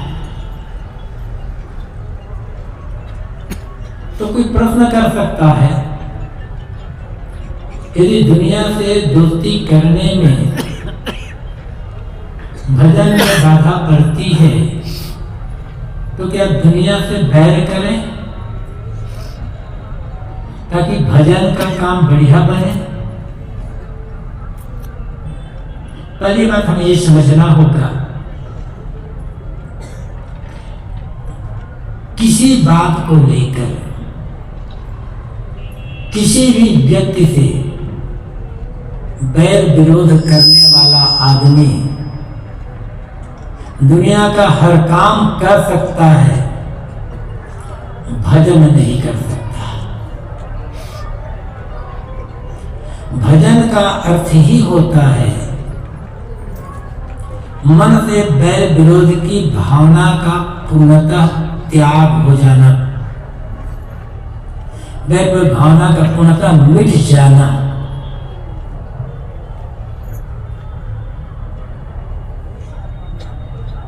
भजन और बैर, भजन और विरोध, भजन और लड़ाई झगड़ा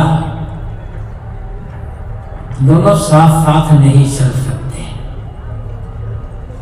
चाहे वो बैर जमीन जायदाद को लेकर हो, पुत्र परिवार को लेकर के हो, मठ मंदिर को लेकर के हो, ईश्वर अल्लाह को लेकर कर हो, पूजा नमाज को लेकर हो, या किसी भी बात को लेकर के हो, यदि मन में बैर भाव है तो भजन हो ही नहीं सकता है। किसी से भी बैर रखकर किसी का भी मन शांत नहीं रह सकता, और जब मन ही शांत नहीं है तो भजन का काम कैसे होगा? अशांत मन से आप व्यापार कर सकते हो, खेती कर सकते हो, नौकरी कर सकते हो। अशांत मन से दुनिया के बहुत सारे काम कर सकते हो, लेकिन अशांत मन से भजन नहीं कर सकते। आप प्रयोग करके देख लें, घर में किसी बात, किसी से, पति से, पत्नी से, सास से, बहू से, माता पिता से, बेटा से, भाई से झगड़ा करके आप पूजा करने बैठोगे तो आपकी पूजा मन पूजा में लगेगा नहीं, क्योंकि मन उद्वेलित रहेगा। वो झगड़े की बात बार बार याद आती रहेगी, पूजा कैसे बनेगी? और जब झगड़ा करके एक सामान्य पूजा का काम नहीं हो रहा है तो भजन का काम कैसे होगा? और जब एक भजन करने वाला आदमी दूसरों से बैर विरोध कर रहा है तो भजन न करने वाला आदमी क्या होगा? फिर उसकी क्या दशा होगी?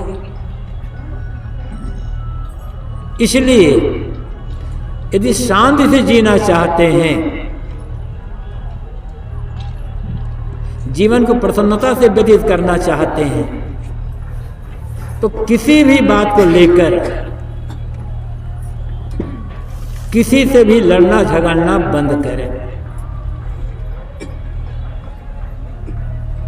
चीजें आती है जाती है, कोई आपके मकान पर, आपके दुकान पर या चीजों पर किसी प्रकार का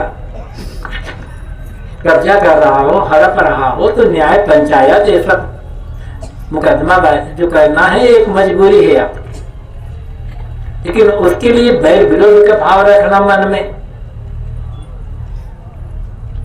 ये तो अपने को ही अशांत बनाना है, खुद अपना नुकसान करना है। दुनिया में यदि कोई सबसे बड़ी उपलब्धि हमारी है कि मानव जीवन में सबसे बड़ी उपलब्धि, जीवन की असली कमाई, तो वह है मन की शांति, मन की प्रसन्नता। और ये अच्छे विचारों से ये काम होगा। साथ अच्छे विचार, साथ अच्छे व्यवहार, अच्छे कर्म से मन हमारा शांत और प्रसन्न रह पाएगा। ज्ञान की बातों का चिंतन मनन करना अच्छा है, किंतु उससे अच्छा है ज्ञान की बातों का जीवन में प्रयोग करना, जीवन में आचरण करना। यदि सचमुच में दुखों से बचना चाहते हैं,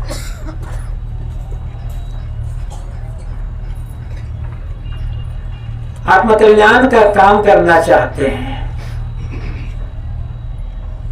तो सबसे पहले तो नकारात्मक चिंतन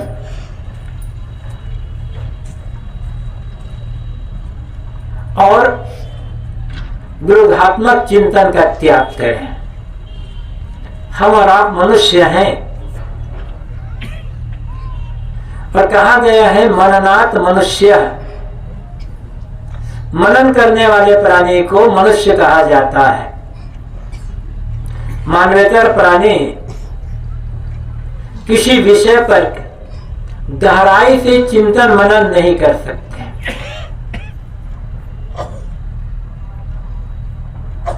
गहराई से चिंतन मनन आदमी ही कर सकता है।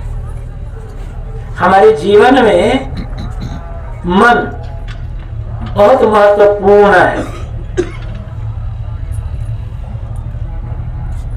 और ये मन ठीक है तो सब कुछ ठीक है, मन बेठीक है तो सब कुछ बेठीक है।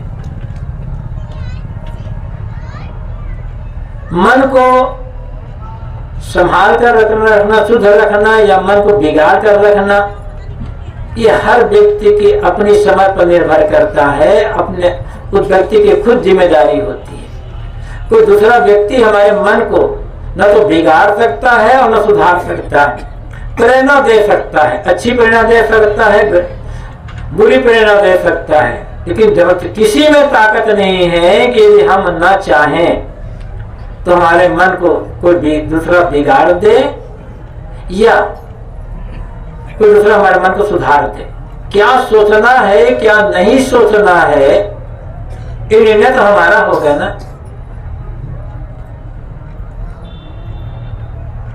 और दुख पीड़ा और साध से बचना चाहते हैं तो सबसे पहला काम नकारात्मक चिंतन, नकारात्मक चिंतन का त्याग। नाना मत मतांतरों में जो नाम जप, मंत्र जप या माला फेरने का विधान किया गया है, इसके पीछे मूल कारण क्या है? कोई भी नाम हो, कोई भी नाम, किसी भी नाम जिसके प्रति आपकी पवित्र धारणा है,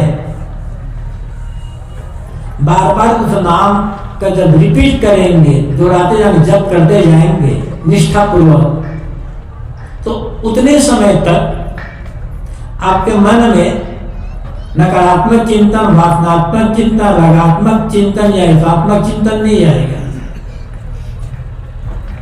कहा जाता है कि अमुक नाम के जप करने से पाप कटता है, तो पाप कटने का अर्थ क्या होता है? जब तक भावना पूर्वक उस नाम का जप कर रहे हैं, उसी नाम में आपका मन टिका हुआ है, तब तक नकारात्मक चिंतन, भावनात्मक चिंतन मन में नहीं आया, उतने समय तक आप पाप से बच गए। अब ये सोचेंगे कि हम ये अमुक नाम जपते रहेंगे हमारे और पाप करते चले जाएंगे, तो ये धोखा देना है। जितने समय तक आप नाम जप रहे हो एकनिष्ठ होकर के, उसी में मन एकाग्र है। सबसे बड़ा पाप तो नकारात्मक या वासनात्मक चिंतन है ना, ईर्ष्यात्मक चिंतन है। उतने से आप बच गए हैं। अब आगे सावधानी रखना है, किसी के लिए ईर्ष्या, द्वेष, बैर विरोध, वासना का चिंतन न होने पाए या नकारात्मक चिंतन न होने पाए। और यही भजन करना है। भजन के अनेक बहुत बाहरी रूप हैं, और बाहरी जो जितने रूप हैं उनमें विभिन्नता है। भजन का कोई भी बाहरी रूप ऐसा नहीं है जो सर्वमान्य हो। कोई किसी की पूजा करता, कोई किसी की पूजा करता, कोई किसी की पूजा करता, कोई मूर्ति की पूजा करता ही नहीं है। कोई नाम जपता है, कोई नाम नहीं जपता। नाम में भी कोई किसी का नाम जपता, कोई किसी का नाम जपता है। वो तो भावना है। अरे भी समझना होगा, कोई भी नाम न छोटा होता है न बड़ा होता है। जिस आदमी का जिस नाम के प्रति भावना है, प्रेम है, उस आदमी के लिए वह नाम बड़ा है। और जिस नाम के लिए प्रेम नहीं है वह नाम छोटा है। इसलिए उलझना नहीं है, विवाद नहीं करना है कि तुम्हारा नाम छोटा है, हमारा नाम बड़ा है। आपके लिए आपका नाम बड़ा, दूसरे के लिए उसका नाम बड़ा। और कितना नाम जपते हो, कितने समय तक नाम जपते हो, कितनी माला फेरते हो, ये बड़ी बात नहीं है। बड़ी बात यह है कि कितने समय तक आपका मन शुद्ध रहता है, कितने समय तक आपका मन सकारात्मक चिंतन में लगा रहता है, ज्ञान विवेक विचार प्रेम दया समक चिंतन में लगा रहता है। मन का ये ज्ञान विवेक विचार के चिंतन में डूबा रहना या प्रेम दया क्षमा चिंतन में, दूसरों की भलाई के चिंतन में, आत्मचिंतन में डूबा रहना, यही भजन करना है। और इस भजन को समझते नहीं है। तो जब ये भजन करेंगे तो मन में विरोध कहाँ होगा फिर? जो प्रेम का, सेवा का, समता का, सद्भावना का चिंतन कर रहा है, ज्ञान विवेक विचार का चिंतन कर रहा है, आत्मा का चिंतन कर रहा है, उसके मन में वैर विरोध चिंतन आएगा ही कैसे? और आएगा मतलब अच्छे विचार सकारात्मक चिंतन में मन ठहरेगा ही नहीं। और किसी के प्रति भी बैर रख करके हम शांत नहीं रह सकते। इसलिए सदगुरु कबीर ने कहा, सब जीवन से निर्वैर रहे। सब जीवन का उन्होंने कहा, ये नहीं कहा कि अमुक से, मनुष्य से निर्वैर रहो और मानवता प्राणियों से बैर रखो, ऐसा नहीं कहा। सब जीवन से, प्राणी मात्र प्रति निर्वैर भाव। जब आत्मस्वरूप भूतेषु कहा गया है कि जितने आत्माएं हैं, जितने प्राणी हैं, वो सब आत्मवत है, हमारे अपने समान है। जब सब अपने समान है, सब आदमी है, तो आदमी जनों के लिए तो प्रेम होता है, क्षमा होती है, सेवा होती है। बैर कहाँ होगा? वहां पर विरोध कहाँ होगा?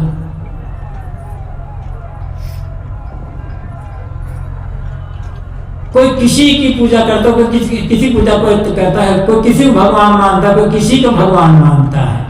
अच्छी बात है।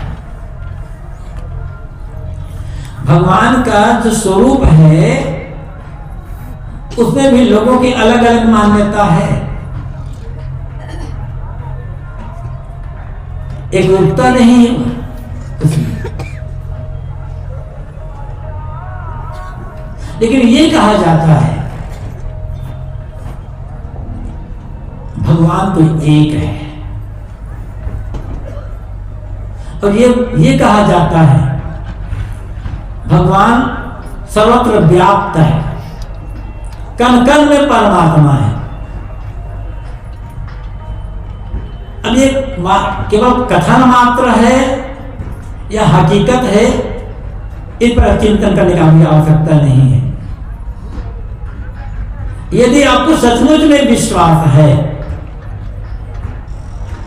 दृढ़तापूर्वक आप ये मानते हो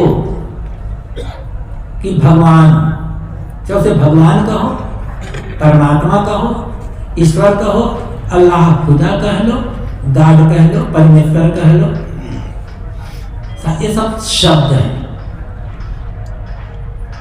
इन शब्दों में उलझने की आवश्यकता नहीं है। लेकिन ये माना जाता है भगवान एक है और कण कण में है, तो जरा सोचो, जिससे विरोध कर रहे हो वो आदमी कण कण से बाहर है कि कण कण के भीतर है? कण कण में है, तो जिसको गाली दे रहे हो उसमें भी भगवान है, इसका मतलब भगवान को गाली दे रहे हो। कण कण में भगवान है, यदि तुम किसी को धोखा दे रहे हो मतलब भगवान को धोखा दे रहे हो, और कहते हो हम भगवान की भगत हैं, हम भगवान पूजा करते हैं। यदि विश्वास है किसी को भी, चाहे सामान्य गृहस्थ हो चाहे बड़े से बड़े महात्मा हो,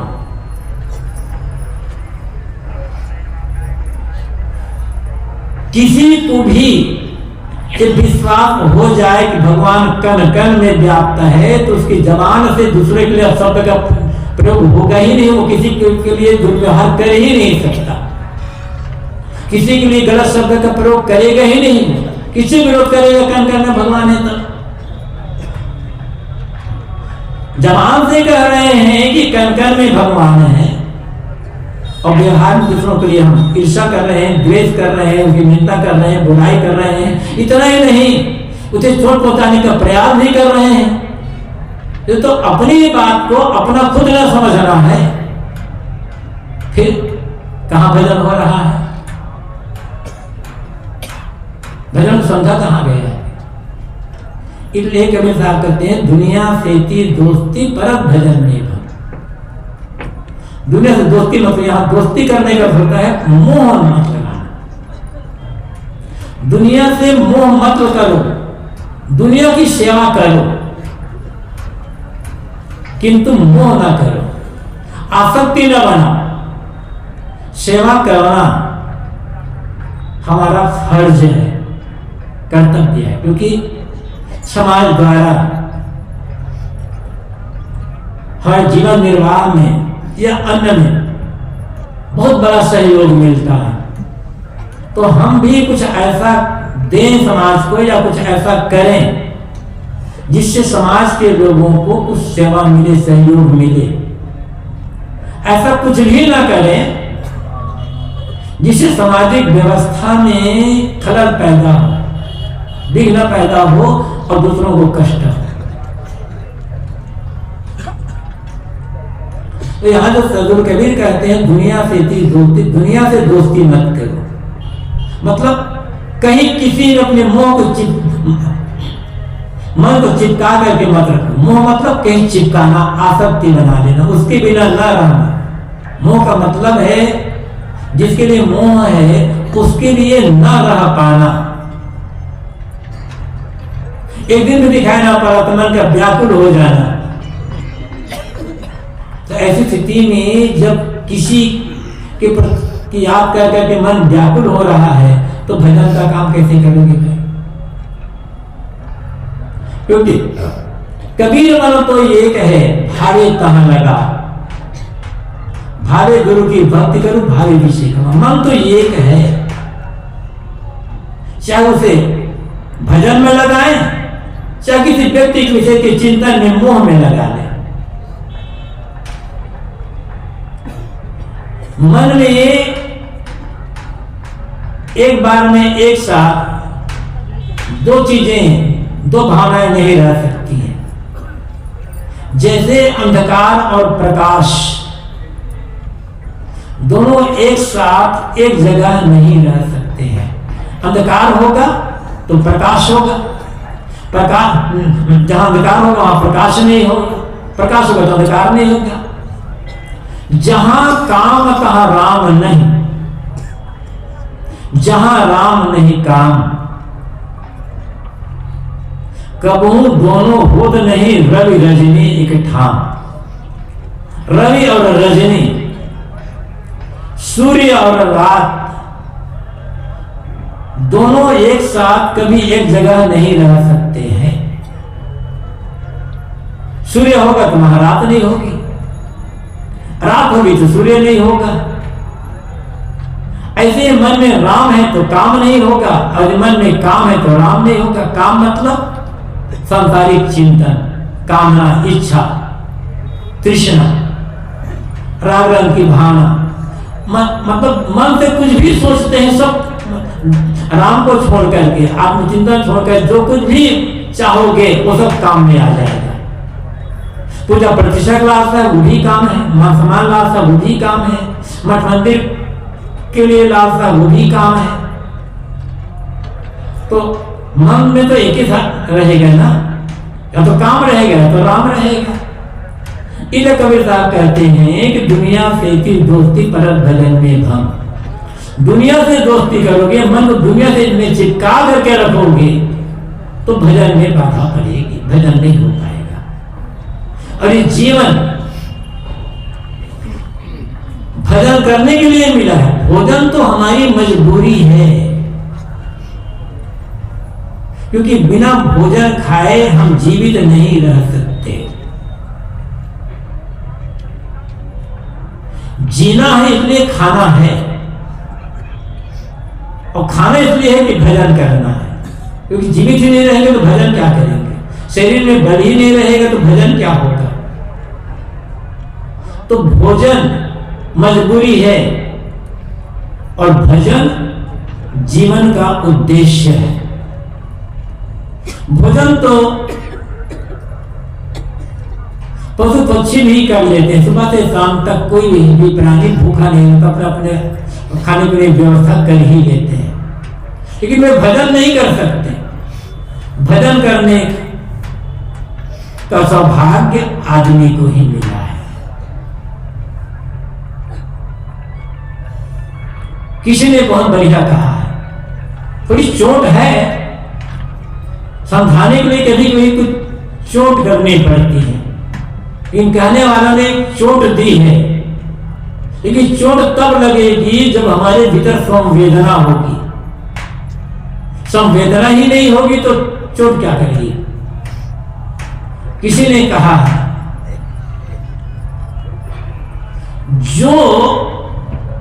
जो प्राणी केवल भोजन करता है, भजन नहीं कर सकता,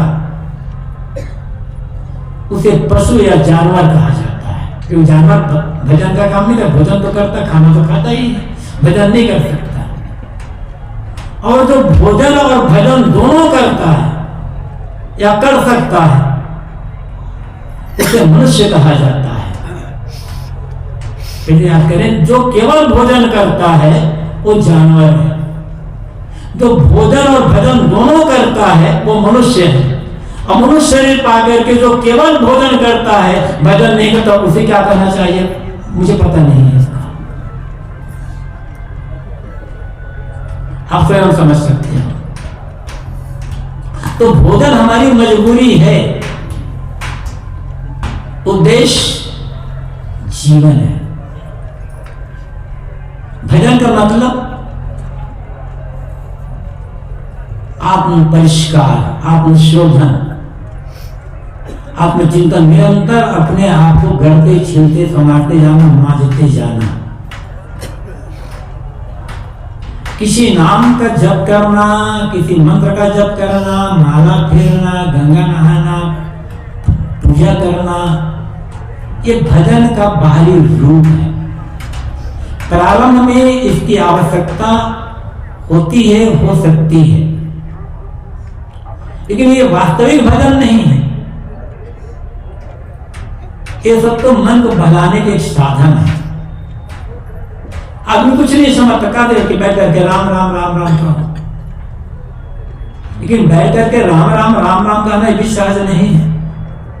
यही बैठा दो कुछ लोगों को जिनका अभ्यास नहीं, तुम राम राम राम राम कहते रहो तो बड़ा मुश्किल। गुरुदेव जी कहा करते थे, अयोध्या की बात है, दो छाने, छोटी छानी बड़ी छानी, तो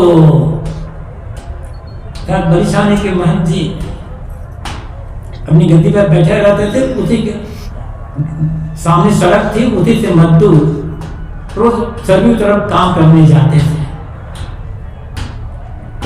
लगभग प्रातः 8-9 बजे के बीच और शाम को 5-6 बजे वापस आते थे। एक दिन महंत जी अपनी गद्दी पर बैठे थे तो देखा कि मजदूर काम करने तो गए 8-9 बजे के लगभग, लेकिन थोड़ी देर में वापस आ गए। बहुत सारे मजदूर थे तो महंत जी ने अपने शिष्य को भेजकर कहा, जाओ मजदूर लौट रहे हैं वापस, उनको बुलाकर ला, तो क्यों लगे जल्दी। मजदूर बुलाकर लाए गए। महंत जी ने पूछा कि आप लोग तो सब काम करने गए थे, रोज तो शाम को 5-6 बजे लौटते थे, आप जल्दी कैसे लौट गए? क्या महाराज जी, जाने में 5-10 मिनट का विलंब हो गया कि ठेकेदार ने हम लोगों का वो काम से आज हटा दिया। अब काम नहीं भी हटा दिया, क्या करें महाराज? क्या करेंगे? चिंता महाराज जी, अच्छा कोई बात नहीं, चिंता मत करो, तुम यहीं रुको हमारे मठ में, जलपान कर लो, और जलपान करके बताइए खार में यहाँ बैठ करके राम राम राम राम जप करते रहना। दोपहर में भोजन मिलेगा, शाम को खाना मिलेगा, और शाम को रोज में जितनी मजदूरी मिलती उतनी मजदूरी भी मिलेगी। बस शाम तक जितने समय तक काम करते उतने समय तक बैठ कर राम राम राम राम करना। उन मजदूरों को जलपान करा दिया गया, एक हाल दे दिया गया कि बैठ कर करो। 1-1.5 घंटा तक मजदूर लोग राम राम जपते रहे। फिर उनमें से 2 मजदूर आकर के, महाराज जी कुछ खोदने खादने का काम बता दो, राम राम करना बैठ हमारे बस की बात नहीं है, तो भी सब नहीं कर सकते। तो ये एक मन को कहीं बढ़ाने का साधन है, गलत नहीं है। इनका खंडन क्यों किया जाता है? किसी भी मंत्र, चाहे राम राम जपो, चाहे सतनाम जपो, या ओम जपो, या कोई मंत्र जपो, मंत्र जप रहे हैं, माला फिर रहे हैं, गंगा स्नान कर रहे हैं, और वर्षों बीत गए, लेकिन तंबाकू, बीड़ी, सिगरेट जैसा दुर्व्यसन भी नहीं छूटा, तो कहाँ भजन हो रहा है? भजन का अर्थ है जीवन से सारे दोष, दुर्गुण, दुराचरण, दुर्व्यसनों का त्याग हो जाना। फिर किसी नाम को जपो या मत जपो, कोई फर्क नहीं पड़ेगा। जीवन का पवित्र आचरण, कि जो मैंने कहा कि आत्मशोधन, आत्म परिष्कार, निरंतर अपने आप को गढ़ते शुलते संभालते जाना, ये भजन है। और इसके लिए चिंतन की आवश्यकता तो है ही, काम धाम करते हुए भी। साहब ने कहा है कि कर से काम, मन से राम, कहें कबीर शरीर दो काम, शरीर से मेहनत करो और मन को आत्मचिंतन में लगा करके रखो कि मैं शुद्ध बोध निर्माण निर्विकार हूं, ये सब चिंतन। लेकिन जब काम के फुर्सत पाओ तब अकेले बैठे, और अकेले बैठ करके हमें और आपको, अब सबका अपना अपना चिंतन करना है। जरा सोच ले, हम इस समय महाकुंभ में हम उपस्थित हैं, हम और आप सोचें 12 साल पहले जब कुंभ मेले का आयोजन हुआ था और मैं यहाँ आया था, सत्संग भी सुना था, संतों दर्शन का लाभ भी लिया था। इस 12 साल के बीत जाने के बाद मेरे कितने कौन कौन से दोष घटे, कौन कौन सी बुरी आदतों का त्याग हुआ, जो गलत कर्म था, गलत खान पान था, उसमें से कितना घटे। सद्गुण कितना बढ़ा, सदाचार कितना बढ़ा, आत्मसंयम कितना बढ़ा, ये चिंतन करके जो दोष हैं, दुर्गुण है, दुराचरण है, उनको त्यागने का एक संकल्प लेकर के निरंतर उसको त्यागने का, घटाने का काम करते जाना। और जो सद्गुण सदाचार है, ज्ञान भक्ति है, आत्मसंयम है, इनको निरंतर बढ़ाने के लिए संकल्प करते जाना और इसे प्रयत्न करना, ये आत्मशोधन है, इसी का नाम भजन है। लेकिन हम इसके लिए समय ही नहीं निकाल पाते, बाहरी दौड़ते दौड़ते दौड़ते इतना दौड़ते रह जाते हैं कि अंदर की यात्रा करना ही ये भूल जाते हैं। और ये ऐसा भजन है आत्मशोधन या आत्म परिष्कार करना, मतलब दो दुर्गुण दुर्व्यसन दुराचरण का त्याग करना, सद्गुण सदाचार आत्मसंयम को बढ़ाना।